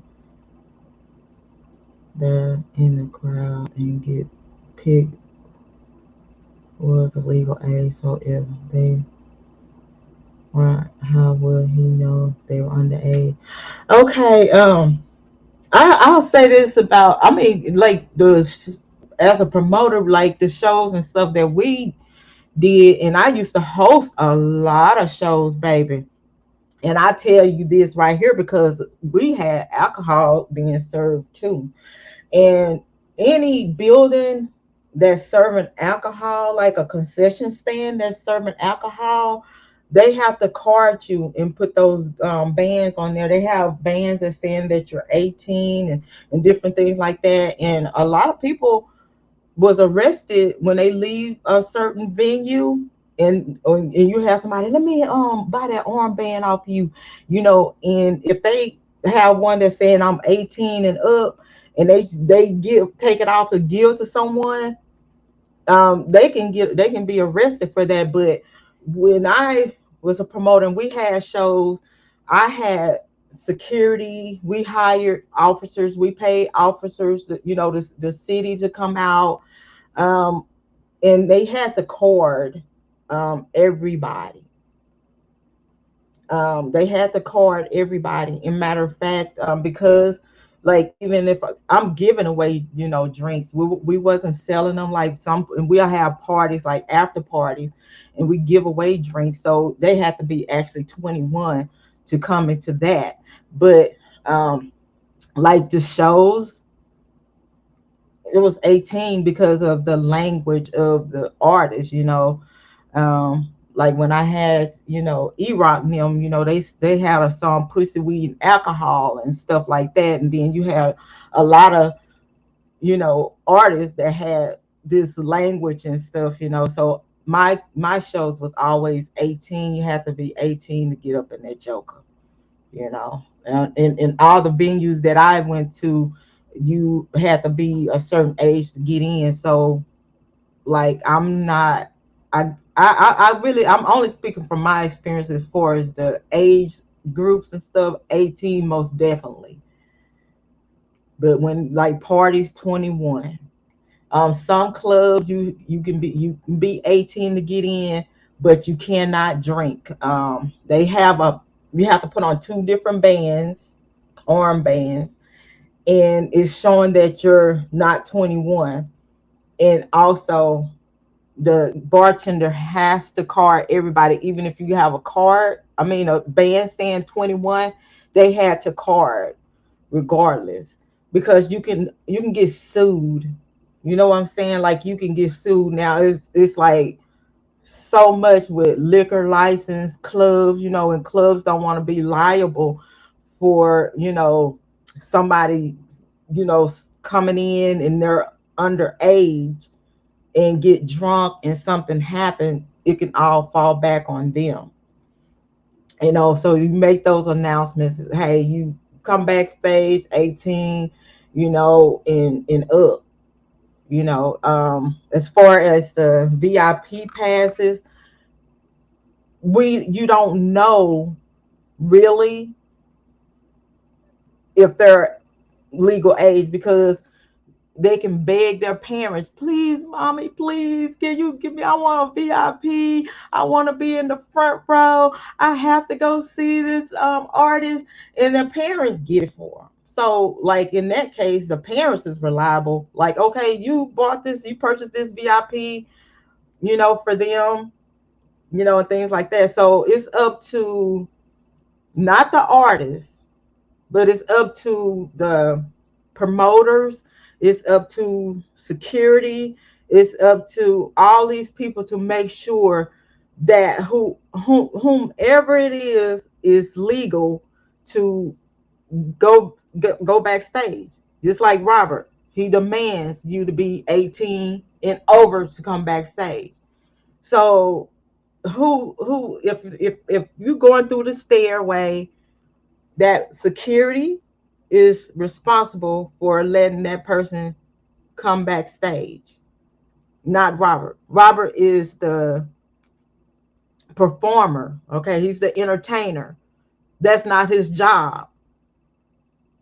That's the job of the people that's working there that was hired to do security check and make sure things are running smoothly. Robert wasn't hired to do that. He was hired to perform. you know and so that's a lot of things with that. So it just it's so much going on right there. But like, I really was hoping that Durham McDavis did his trial before Roberts, then the Clary by you know what, it's so many, and I was breaking it down. It's like so many different red flags to that, and that video is still sitting there that I did last year. I'm gonna go ahead and put it out, even though that trial has came and gone, but still it lets people know the kind of things that people would do to get money. And even though certain people say that reading the transcripts is not going to help, or talking about this trial is not going to help, I feel combining them both, New York and Chicago and New York, is showing that what people will link, what people will go through just to get to an artist and try to blackmail, extort for money and different things like that. And so at the same time with Angelo Clary, and I did ask Choke No Joke, that was last year, because the lady asked me to break it down when he did the interview with Angelo. So I did take it and I did break it down. So I also took what we know today and I'm adding it in it as well with Angelo Clary, saying he was so upset about his daughter, you know, claiming to be violated in the beginning of 2016 when he found out, but you're negotiating deals with Robert in 2018, which he declined, and then all of a sudden all hell breaks loose and you're upset. They're just like Jim Derogatis when Robert said no, so everybody's a problem now. When he says no to you, it's a problem, and they made it a problem for Robert. So I'm putting some clips together, and you can tell the truth from the lie. You can tell if a person was coerced, because those tears of Azriel Clary was not tears of coercion. Okay, those tears of Roberts wasn't tears of fakeness. Those people was not putting on a performance when they were talking to Gayle King. Now, not one tear dropped out of eyeballs when she's talking about it any other time. And then after Shabazz showed us that she was upset because she felt like Gayle was fake when she was talking to them. And I remember this because I remember it was a person there when I was telling y'all, no, Greenberg wasn't there. Like, yeah, they said Greenberg wasn't there. I'm like, yeah, he talked to Robert. He hung around long enough to shake Gayle King's hand and see Gayle King, and he left because he had something else to do. Okay, but she talked to Robert. She was being all, nice woman and things like that. And like she is his friend and I'm here for you. And, you're going to be okay. And, and things like that. But then soon when the camera went on, she became this Mr. Jekyll and Mrs. Hyde. And so when I look back and I look at those interviews and I'm just looking, I'm like, no, no, no. So I'm putting that together. I'm taking different clips, putting together. Makes sense. I like to make sense with stuff, and I like to show people speaking out of their own mouths, their own words, so you can understand what's being said. But yes, this has been going on for a long time for the person that was saying that trial is over with. Yeah, we need to focus on Chicago. Yes, we need to focus on it the right way. Just get the facts out there to the people in Chicago, potential, jurors, and let them see it for themselves. But I think, was it Bass said it or someone else? Because, sometimes I watch stuff, I be like on cloud nine. But if I'm not mistaken, it's like certain people they talk to in Chicago saying, "Oh yeah, I know this, and yeah, I know he this and that." And you know how we are, because you hating because this man, you know, was from the bottom and came up, and you saw a little jealousy there. You see the women screaming and falling for him, and I don't care about him. I don't care about his well-being. I don't care if he's fighting for his life. And that's the majority of the people. Like I told you guys, Chicago, and to be honest with you, they talking about, oh, it'll be best for us to get our own people. It's scary. You don't know who to trust. You don't know who to trust as far as white or black. Hey, Vet, how you doing? And everybody that came in, you don't know. We don't know because our people hurt us worse than anybody.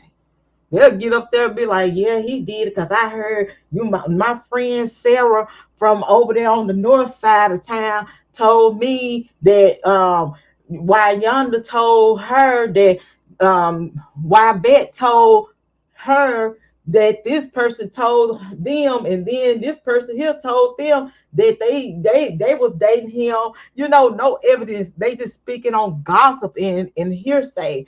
Remember what I was telling y'all?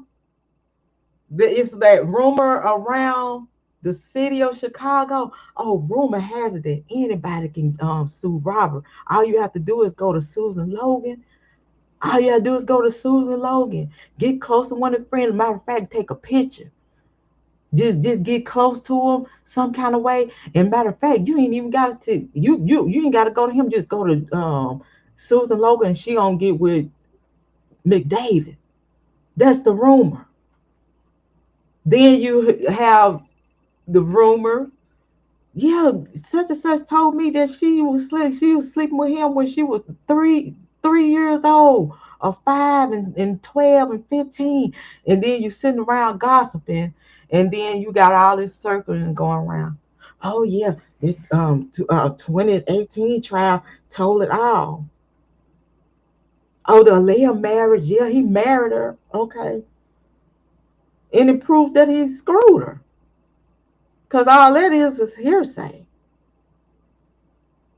That's the thing. Who can we trust to sit there, listen to the evidence, use their common sense? Because they didn't use it in New York. Use their common sense, put two and two together.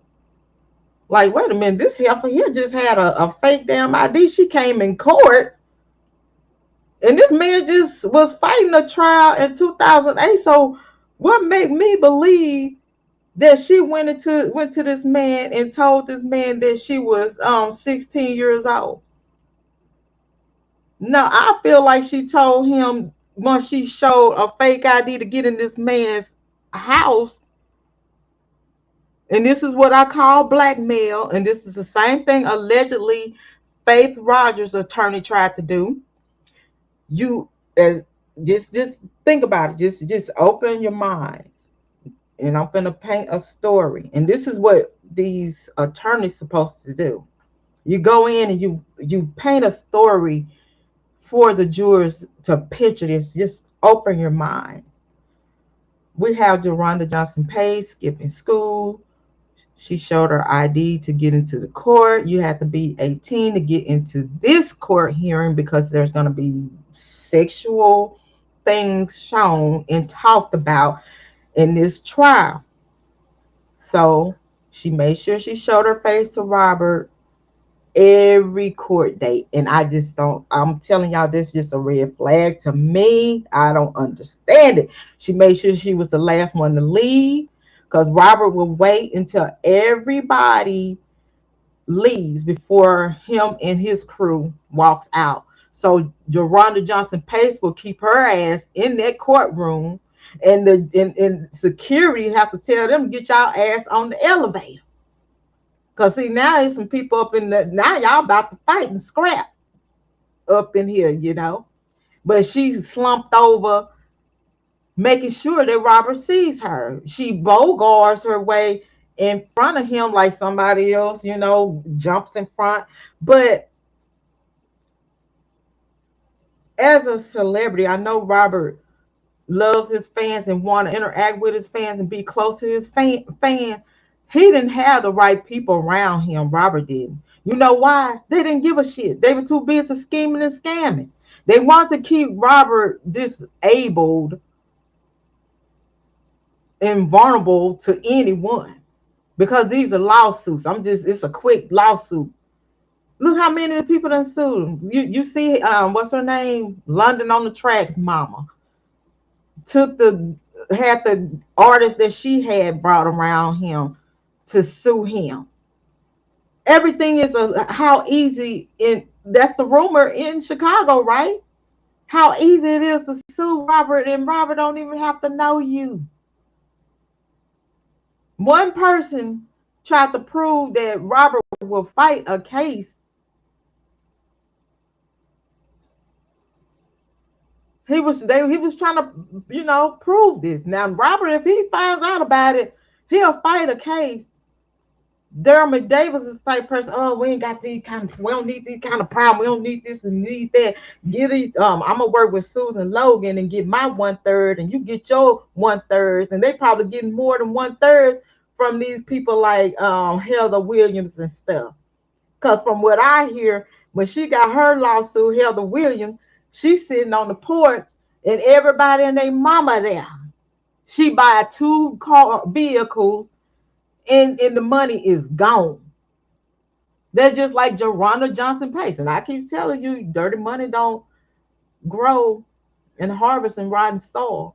So it gets this money and mismanage it because they ain't used to shit. And then you lie. And I still feel like Demetrius Smith has something to do with that because of the rumors in Chicago. It's easy. All it took was Tiffany Hawkins sitting on their porch, which we wasn't even supposed to talk about. you know. So, and everybody's like, can he sue these people? Yeah, they breached an agreement. It would have been different, you know, even with the hair braiding lady, she breached. It wasn't a court order for these women to get out and talk on platforms. Only in court. So they all breached. Even the one that came out and she spoke, the one with the twisted mouth, the Simpson lady, she breached. The one that was in the article, she breached. And I still feel like it should be a law. If you, that's just like a car accident. You can't sue the insurance company and then later on, 10 years later, my knee's still hurting and I need a little more money because I done spent all this and I need to come back and try to get some more. Jerhonda Page tried to blackmail and it came out in court. She tried to blackmail Robert 3 more freaking times. When she said all these lies, she twisting about shoes. She went down the street to get shoes. You a damn lie. You left to go get your goddamn ID. Your attorney was helping you not to go and say the wrong things when you go out there and speak. So when you went into this man's home through your friend Bubba, you go into this man's house, take pictures. I'm going to use the restroom. I need to use the restroom. You go use the restroom, you sneak around. And that's the reason right there, Gayle King and every damn body else, why people don't want people roaming around their fucking houses. You use this half bath and bring your ass back into this living room so I can watch your ass. No, I know somebody in there using the restroom. I gotta pee real bad. Okay, go outside on that patio and squat your ass and piss. I'll give you some toilet paper, but you ain't going upstairs. Nobody is allowed to roam in your house. That's yours. That's your sanctuary. That's the reason why people don't allow people like Jerhonda Page. I'm thinking that's probably the reason why he's so strict now. Because this woman came into his house pretending that she was a legal age woman with a fake ass ID that she used to get into the courtroom, and friends with Bubba Jermaine, comes to this party the second time, didn't get in the first time because Robert like, hold up, where the ID is at, Bubba? But check the ID. You at the door, man, check the ID. You checking ID? Because he the man freaking out. I don't want nobody in here underage. Oh, I left it down my uncle's house and I'm finna go get it. But you tell the other people on this talk show that, damn it, you went to get some damn shoes with a damn phone that he had you locked in the damn house and you couldn't use the phone. Oh, I had to use the phone. Well, the reason why we had the phone is because if we need to get in, we had to call him. What you coming back for if you trying to run away? What you need to call him to get back in the goddamn places you kidnapped and trying to starve and trying to get away? And this the whole thing I'm talking about when they allowing a person due process. When you're taking away a person due process and you have a whole field day with people like Jerhonda Page, Lisa Van Allen, the hairdresser, and every damn body else to get on here and speak. And then all of a sudden, not one damn article that I find before these allegations came out on Robert for these court hearings that's going on now, trial. She didn't mention, Jerhonda Page didn't mention anything like that. She didn't tell those investigators that she was locked in this man's house. She didn't say she was starving. She didn't say any of that. And for these people to allow that to come into the courtroom, to crucify this man and to give this man life for damn super fans like Jerhonda Page, crazy ass, and lie on the witness stand, and y'all run around here hollering this man needs life in prison. I find this very disturbing. To me, it's very disturbing.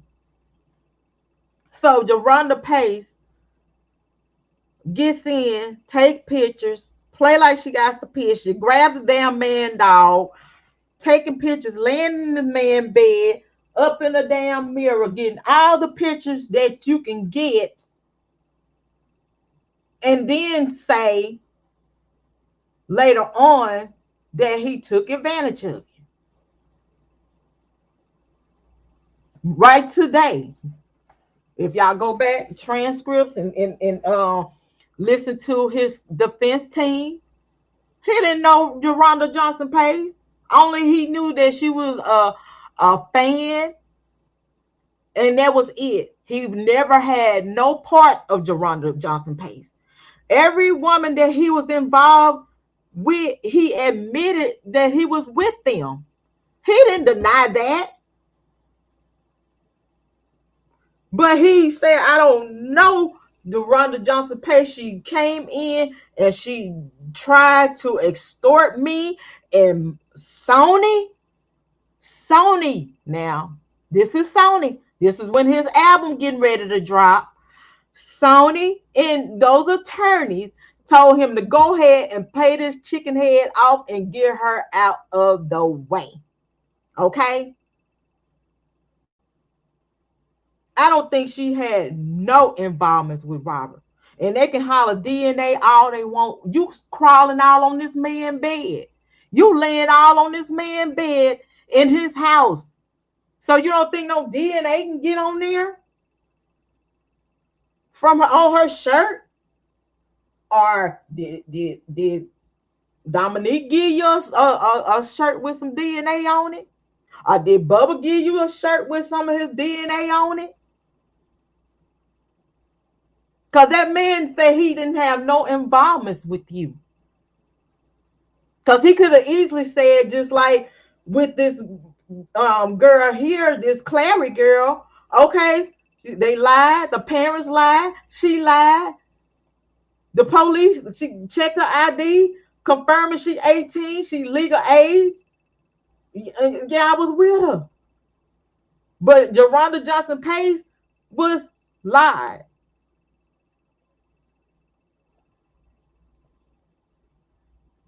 She lied.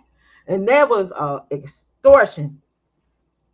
Because when she went to that damn Susan Logan, she's saying, well, we got pictures, we got this, we got that. Okay, Daryl, I can have a press conference now. Don't have me to go and file something in court now. You want to settle out of court so we could just get this over with? So why would this wench get she got her lawsuit? Why are you trying to keep extorting this man? She kept trying to go back for lawsuits. She went through a different attorney to try to get another lawsuit. She tried 3 different times. Why? Because she blew the damn money, probably. She broke now. So she needs some more. She got all them damn kids, and I know that damn well her damn husband ain't making that kind of money. So she needs to take care of her husband and them damn kids. So I'm willing to test a lie again. And this girl, she will tell a damn lie straight up.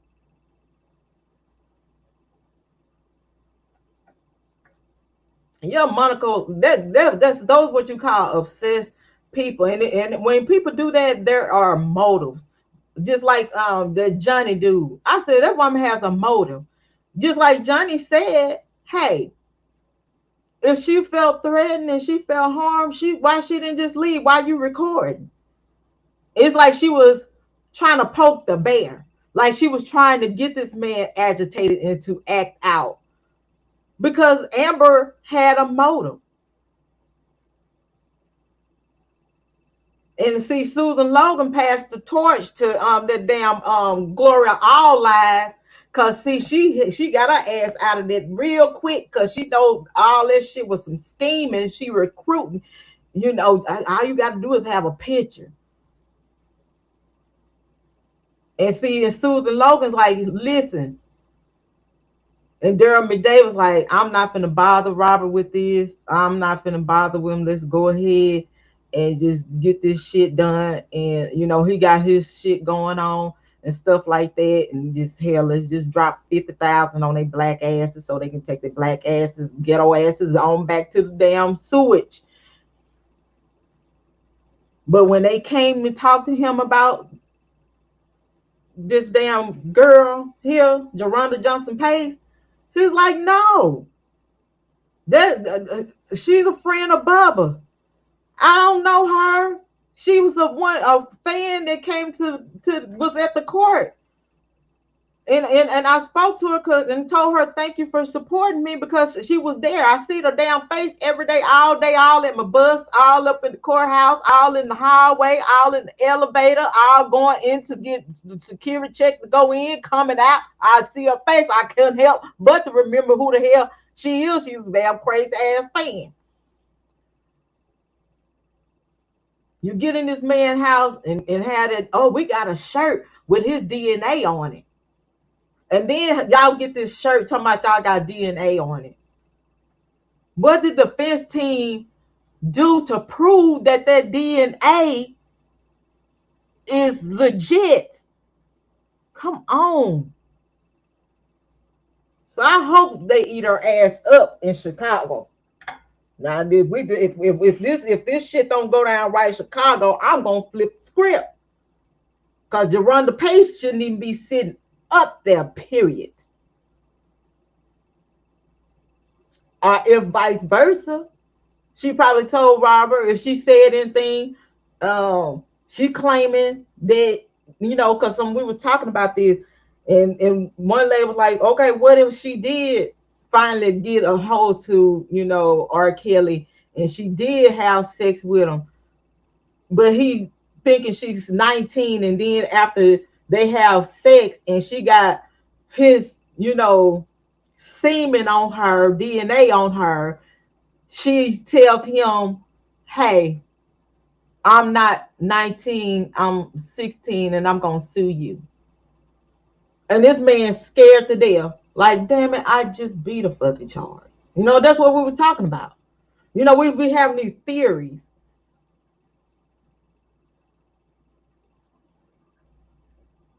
So I hope, I pray, that things go well for him. You guys, I went over like I always do this, so I don't like to talk no more because y'all know I will go on and on.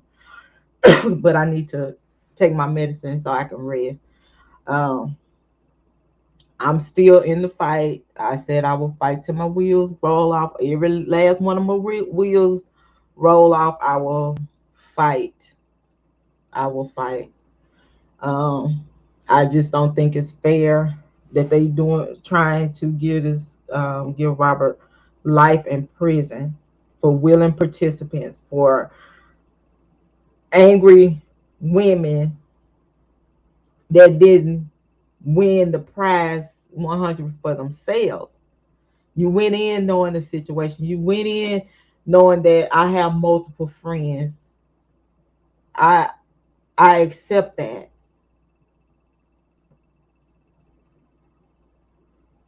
Yeah, and you know what, Big Red? Yesterday, I was feeling down and out, because I go back and I think about my family member, I think about my boys, and it was just for some reason I had to take an anxiety pill. So I laid in bed and I took the pill, and I took my other medication, and I'm trying to work on that video. It's like I can't finish it because sometimes I fall asleep. And I just pray to God. I pray for my boys. I pray for people like that's going through situations like Robert. I pray for Don. And when I ended my prayer, I pray for my kids, my glam babies, and I said this. I said, God, I said, this is not right. I said, at the end of the day, it's not right. I see murderers get 3 years. Drunk drivers drivers that's driving under influence that kill an innocent mother and her child didn't get life in prison. Why are they fighting so hard to give Robert life in prison for his lifestyle, which I know under your eyes is a sin, but he doesn't deserve this, Lord. This man has given. He has given. Nobody's perfect, Lord. I'm not perfect. No one's perfect. People curse. Angelo Clary cursed real hard. And I said, God, my prayer to you. I said, I know some might say it's too late to turn around. But God, let them know that you own everything. And that they go to that court before the judge and say, no, I fabricated some of it. I was speaking out of anger. I was upset.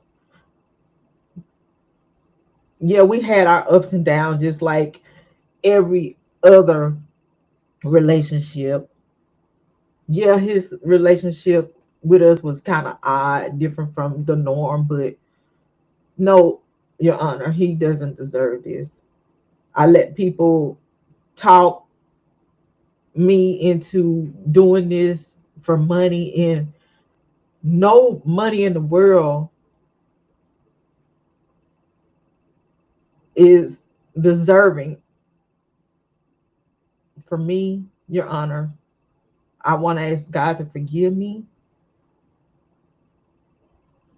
but Robert doesn't deserve life in prison because of me being upset, retaliation, and revenge. And I asked God, you know, I prayed that, because the only thing we can do at this right now is pray that these people, come out and go before the judge and speak. But a lot of them are going to be afraid. I know they need to round up a whole lot of people because I look back and I'm like, this man's single. We all have been hurt. So if it's a crime, we all have been hurt. I hurt my first love, I hurt him, nobody's perfect, but I'm like this. I want a man to tell me they got somebody because that'll be my decision if I want to be with you. Because nobody can use this man's fame and his fortune and his wealth to say that he hypnotized these females to run behind him, because that's the thing. And a lot of people are not understanding what I'm getting at as far as us as women. Like, stop running behind somebody else's damn fame. Stop feeling like you got to take a picture. Like, what those pictures prove? Like, oh, I know him. You don't know him. You took a picture with him. It's like I was saying, like, even like Slim and different artists.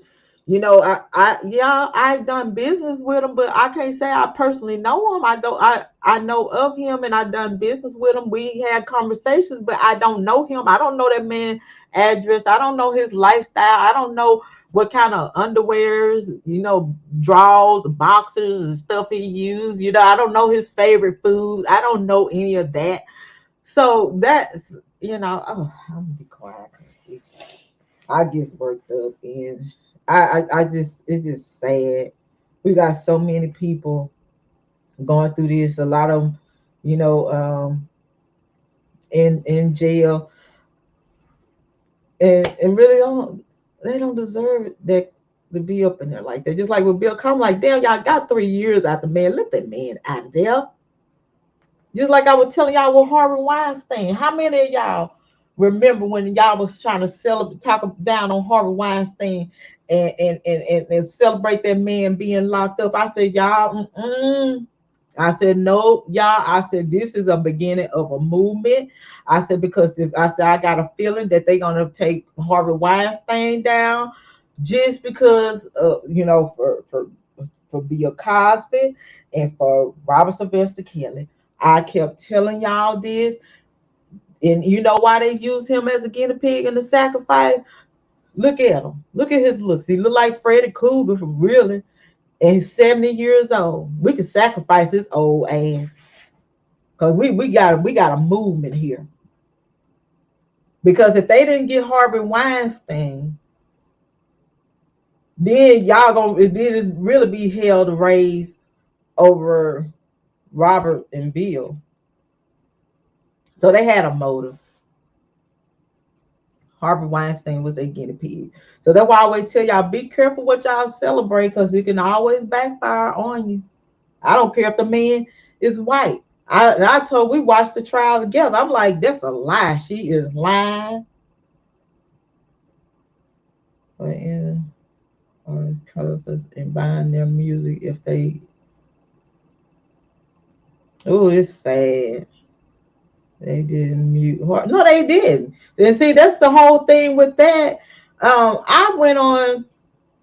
I looked at all the movies Harvey Weinstein was a part of, and I went on Netflix and everywhere. I'm like, what the hell y'all got going on right here?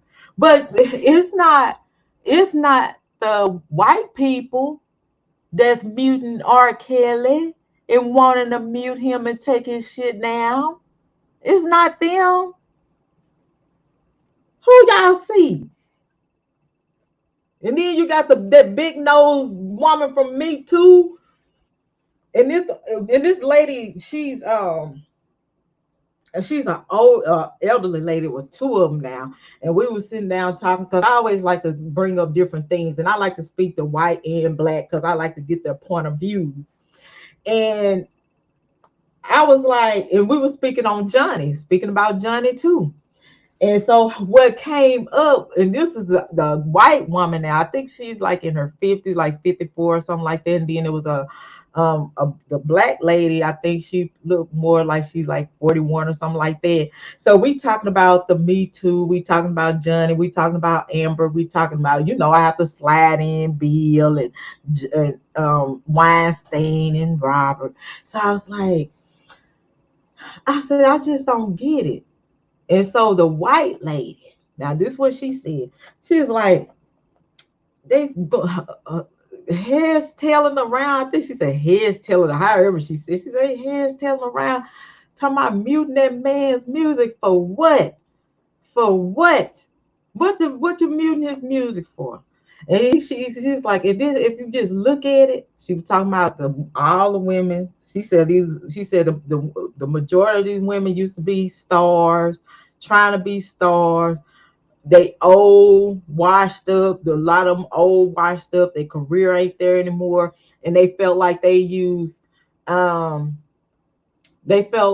feel like they used the Me Too movement. She feel like that Johnny ex-wife was using the Me Too movement to try to get a career. She said she never had a career. Like she didn't have a career. And that was her opportunity to get a career. And then she was speaking on the woman that's supposed to testify on her behalf or something like that. She said, look at her washed up ass. Now, this is a white woman talking about that.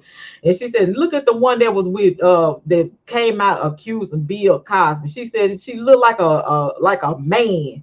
Talking about why they wait till they get old and ugly and ain't nobody looking at them no more. No man don't want them, don't give a damn about them, don't want to be with them. They try to come out and do things like that.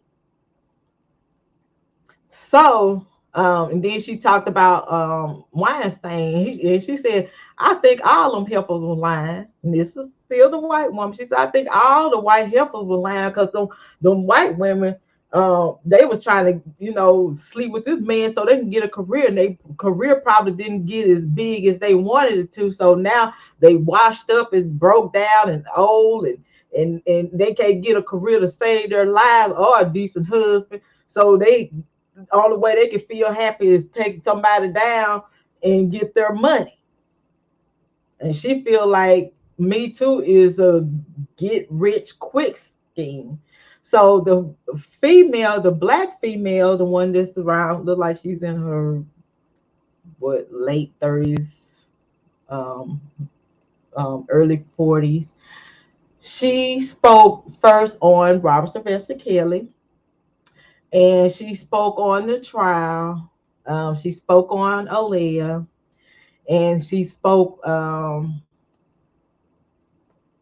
the Lifetime. She feels that he shouldn't have dated younger women. He should have stuck with women his age. And so the white lady said, well, if they were legal, may they be, if it's 17 and they legal, it was his prerogative. She said, hell, I married my husband when I was 15 years old. So, and she was like, yeah, it's right on that. But what I'm saying, because of the situation he went through, he should have been more like careful with the people he had around him. But she felt like Lifetime and all the women speaking didn't give him a fair trial, and she feel like he didn't get a fair trial on that.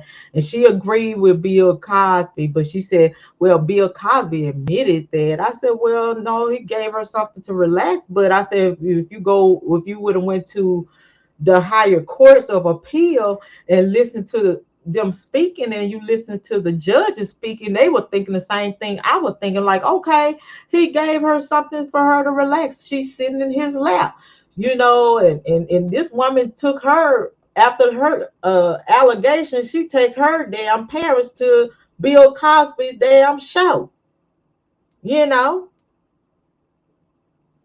So that's why I say it's like it's just mixed emotions with different people. So we can't even like say, oh, I think the white folks will be against Robert.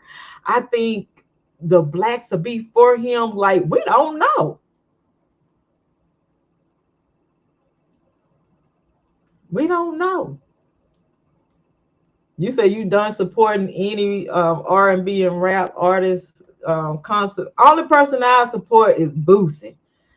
I will support Boosie 100%. Now, but Boosie, he said something that kind of agitated me, but I was kind of like, don't let that man try to trick your, twist your words, Boosie. Be real, you know. But what I find all messed up though with Robert's movement, I felt like Robert's movement should have been bigger than this. This 3 years, y'all. Even before he was arrested, all the people that claiming that they are for him. And I said, if Boosie did it right, and his crowd, he got thugs, ghetto queens, hood rats, chicken head, gangster lean. And if they pull together to hashtag free Boosie movement, and we can't get it right, I'm like, Robert, please pray. Please pray for yourself, baby, because and ask God to remove that hoodoo away from your life. Because I feel like his movement should have been bigger than this. And it didn't take nothing for them chicken heads of Boosie fans to pull that movement off. Because I remember plain as day, because I was one of them, like, free Boosie, Boosie free him. Hashtag free Boosie. So when his trial? It's April already. Remember I was saying that around because his trial was supposed to be on my birthday, April the 27th. I said, I'm telling y'all, we got to do what we got to do because April is around the corner. It's going to come before you know it. It's going to come before you know it. And how many of y'all think Robert's right to a speedy trial, and he didn't get the right to a speedy trial? Do you think if he had a speedy trial, things would have went better for him? Do you think if he had a right to a speedy trial, and I feel like Jennifer Bunjean needs to bring this up. Okay, he had a right to a speedy trial, but y'all didn't try to speed the trial up, even though it was COVID. It's still COVID, but y'all trying to speed up this sentencing. His rights has been violated on so many levels. And then for these attorneys, these district attorneys to coerce Adriel for 9 months, the truth doesn't need rehearsal. Everybody can remember addresses all the way back from 30 years ago, but can't even remember an address from 7 months ago. They should have asked Jerhonda Page, do you remember your mom's old phone number? Why they didn't subpoena Jerhonda Page's mother? Find them phone records of her mom. Because from hearing that Kiana's mama had something to do with it too. I'm pretty sure she was the one that didn't want to work and, was tired of working and there was some money. Girl, yeah, go get that money. Our rights has been violated. Choosing what we can listen to. Yeah, and that's the thing too. Big Red, even with his music, didn't fight it hard enough. I know I love. That's what I listen to. Southern Soul. Matter of fact, what's the song I was listen to? I would listen to Tucker. Work It Out. I listen to a lot of Southern Soul. I just don't have desires for music like I used to. The love for music, it used to calm me, but the industry and the people in the industry, I'm just sitting back and I'm gonna wait to his sentencing before I speak on all these people. I'm gonna see who's gonna talk. Gonna go before the judge, and I better see more people speaking on Robert's behalf than I seen Jesse Smollett. If I don't, I swear I'm telling you, even the brat, she don't want to ruin her reputation. And there were trials, and yeah, during the COVID. So I feel like if Robert would have had a speedy trial, I don't think it would have been this messed up, even with his supporters. It was so much chaos and people trying to bring each other down and cutting each other's neck. And I sit back and I cried about that too, you guys, last night. And I'm like, it seemed like it was a waste of time, because we came in this to fight for someone's right, that he's in jail and holding, and he can't fight for himself. And it's personal for me, very personal. A lot of people don't understand how personal this is for me. I understand, and I know, like, right today, like, if oh, Jesus Christ, like family members, these liars messing up these people's lives, or if one didn't have a good attorney and had the kind of money to pay the attorney, it's like his whole life would have been messed up, a career. And then find out later on, before the trial, the person had to go back and say they were lying because they didn't want to sit up there and get caught up in lies. But you was willing, because you was angry at someone else, you want to take it out on another person and take their lives away. I just don't understand it. I even sit back and think about Angelo. He'll holler, I did my time in jail. You selling rocks, killing people, selling drugs for people to go and steal from somebody, rob somebody. They probably can kill them. Somebody working hard for their stuff, gunpoint, And then these people, drug addicts out of their minds and doing stupid stuff, and you don't know what they're doing. And somebody forgave you. Somebody wanted to see you out. Somebody wanted to see you get out, live your life, have a family. But you want this man to get life in prison because the setup y'all did, and your wife texting this man. I can go on about that, but I'm just saying. I don't understand this. I know we got some hoodlums that don't need to be in the street, but looking at this right here, I just don't get it. We got laws, speedy trial. Then we talk about the music. We fight hard enough. It's enough of us on YouTube to fight to get Robert's music back on here. Because when they just say, for instance, right, I love Robert's music, but this person doesn't love Robert's music. She loves Elvis Presley music, but we're allowed to let Elvis Presley and all these other people, Harvey Weinstein, and all these different people, stuff stay up on social media, but we're gonna snatch Roberts from here.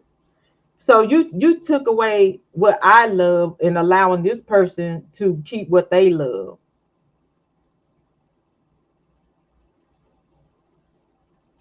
Yeah, I've seen that. Yeah, it's a lot of stuff going on, and I just, I look at it, and I just, now I'm just trying to stay more calm now, and I'm like, you know what, I just have to ask God to just like intervene. But I just pray that,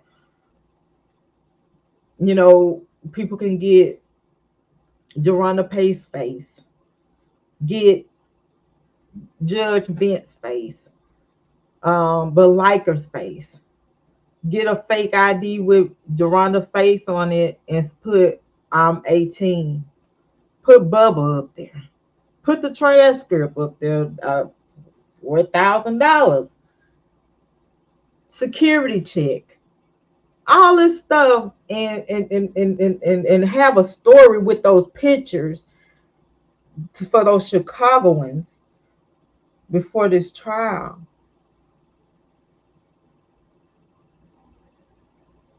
I mean, I don't know. I'm gonna go, y'all, because I don't be shit. I'll be sitting up here snotting in a minute, so I ain't trying to do that. But I just want to end it on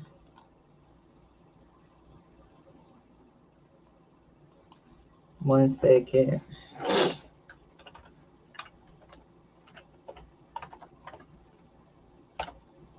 I don't know what's going on with my computer. Something is messing. I can't even type anything on here, so I don't know.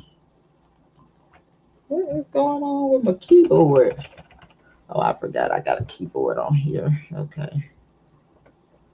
That's crazy. I got a touch screen keyboard, y'all. And okay, still something not go. Okay, I'm done. I don't know what's going on, so I guess it's not meant for me to play it. I can play it on here. So said her parents let her live with Elvis. Yeah, remember I did a video of that breaking that stuff down with her, and as she said exactly what old girl mama said. You better do it before somebody else do it. Child. I just don't like it. And I just feel like some people do it like just to upset his supporters. I feel that they'll try to do it just to upset us. That's why I try not to be so hard, just be factual and speak to them like I speak to my own kids. We all was hot and fast at the end of the day, we, even, some had sex, some didn't have sex, but some dreamed about having sex with somebody they were, in love with. That's the government. You think so? They probably is messing with me. Cause I can't even type nothing. Cause that's why I'm not interacting in the chat. Cause like my keyboard nor my touch screen keyboard is not allowing me. So I'm gonna play this song. We're gonna end it with this.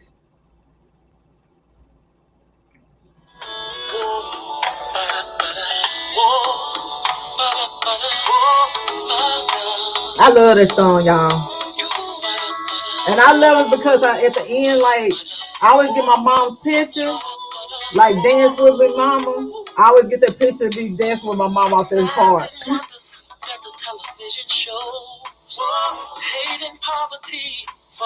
Y'all have a blessed Sunday, and let's fight y'all the right way. Time to get some results. Give each other a chance to live. We might just fall in love.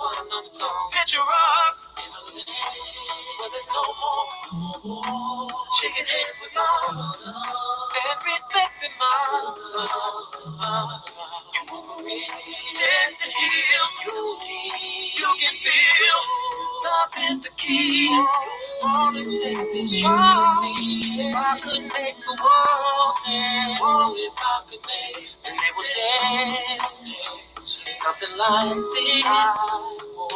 If I could make the world move, oh, if I could make them move, then they would move. Something like this. If I could make the world sing, oh, if I could make them sing, they would sing. Something like this. If I could make the world love, whatever it is.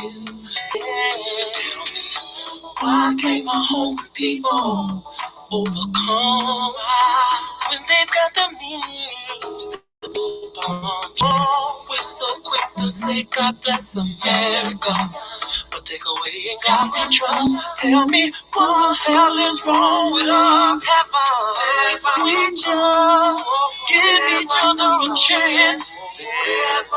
I just want it all. Picture us where there's no more shaking hands with mom and respecting mom. Offering dance that heals you. You can feel love is the key. All it takes is strong. If I could make the world dance, oh, if I could make, then they would dance.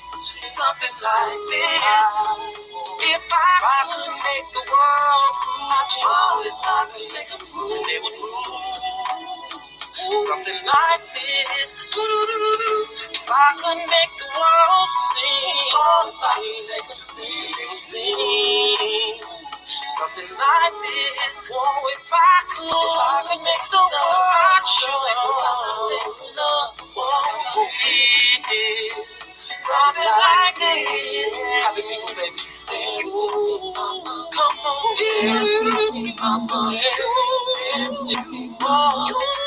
Dance with me, mama. Come on and dance with me, mama. Dance with me, mama. Dance with me, mama. Dance with me, mama.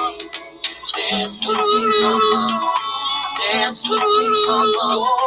Dance with me, mama. Dance with me, dance. People, there's got to be a place that we can go. So meet me at the spot that we used to go and just step the right away. Please rewind time and go back 'cause I miss those days. I could make the world dance. Oh, if I could make, and they would dance. I will not let nobody take away my music, because honey, I will play the music. And just like with Spotify, I'm telling y'all, especially if y'all got memberships and stuff. If y'all have memberships and stuff, it's something I feel like can be done. I wonder if I can talk. I'm gonna talk to somebody, y'all.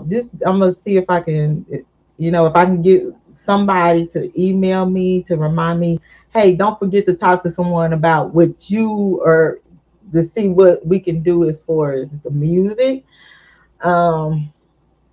Because just like Spotify, I was like, look, I'll pay y'all faithfully.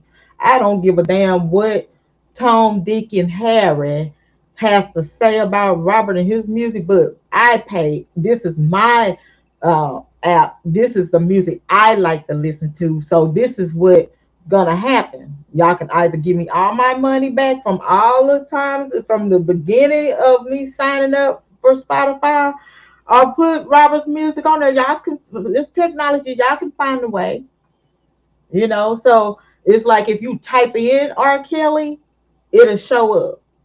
But it's not, how they have him in the like radio, like it's not a radio for R. Kelly, and I'm upset about that because if I want to listen to a majority of different artists, which I don't now, R&B artists, then you can push that. But I have a playlist with his music on there, so that's my playlist. It's not Tom, Dick, and Harris playlist.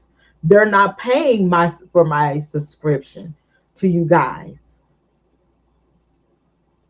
so I'm not going to allow other people to take away what I love. And we're in America, and we can let people like Me Too, Mute R. Kelly, people that jump on the bandwagon, cancel culture because it's popular right now, to take away.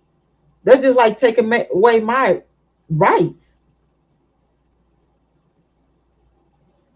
It's like taking away a rights. Just like I listen to Angelo Clary talking about bullying and saying all this stuff. He cursed people out. He wished people dead. He say nasty things. He talked about a blogger between her legs, and different things like that. But like the moment somebody say something about his daughter, it's wrong because she knew R. Kelly. Okay. See, that's what I'm saying. It's sad, but it is what it is. Y'all be blessed. Happy Sunday.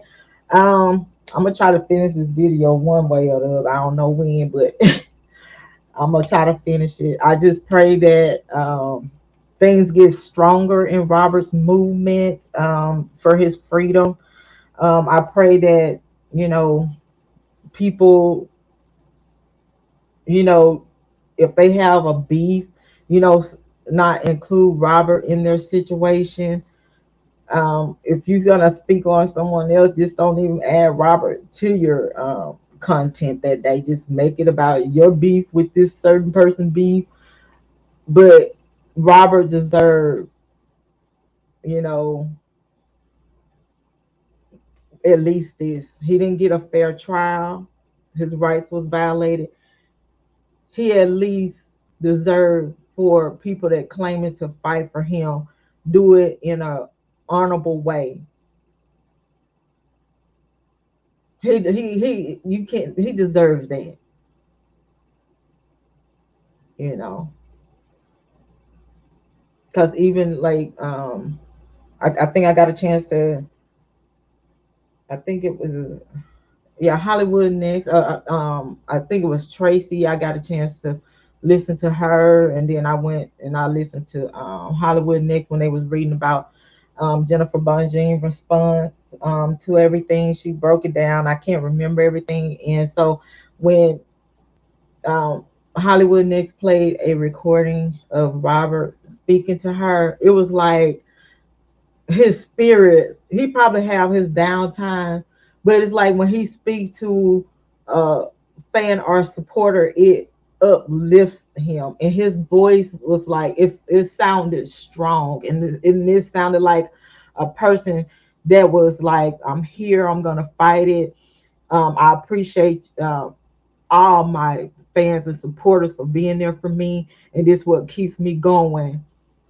And so some people might not understand him conversating with people and saying that's why he's in trouble now.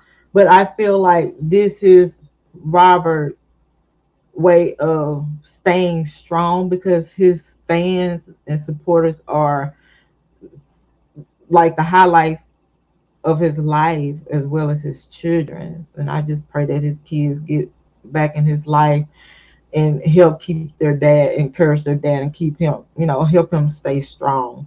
So just hearing that and hearing his voice, and he wasn't down and out, he wasn't dragging, he wasn't, like, oh my God. It's just like he had spirit in his voice, a high spirit in his voice. And I was like, when I heard that, I was like, you know what, Robert, that's good. You stay strong, you keep fighting, and just encourage his fans and supporters to send him encouraging letters and stuff. I know y'all want to know about this person. Are you related to this person? Is this person related to? Okay, this person doing this on YouTube. This person messed up your life. Like, who wants to hear that? Because I look at my freaking phone when I know somebody calling me and I know it's BS and bad news. I look at my phone like I'm not gonna answer this damn phone because I don't have time for no more damn Debbie Downers today because I got my own shit going on. I need something to help lift me up.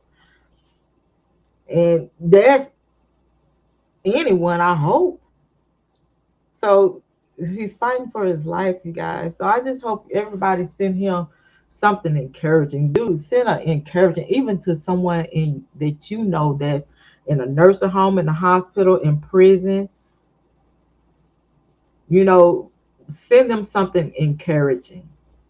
And that's what I'm gonna leave that with on. And y'all be blessed.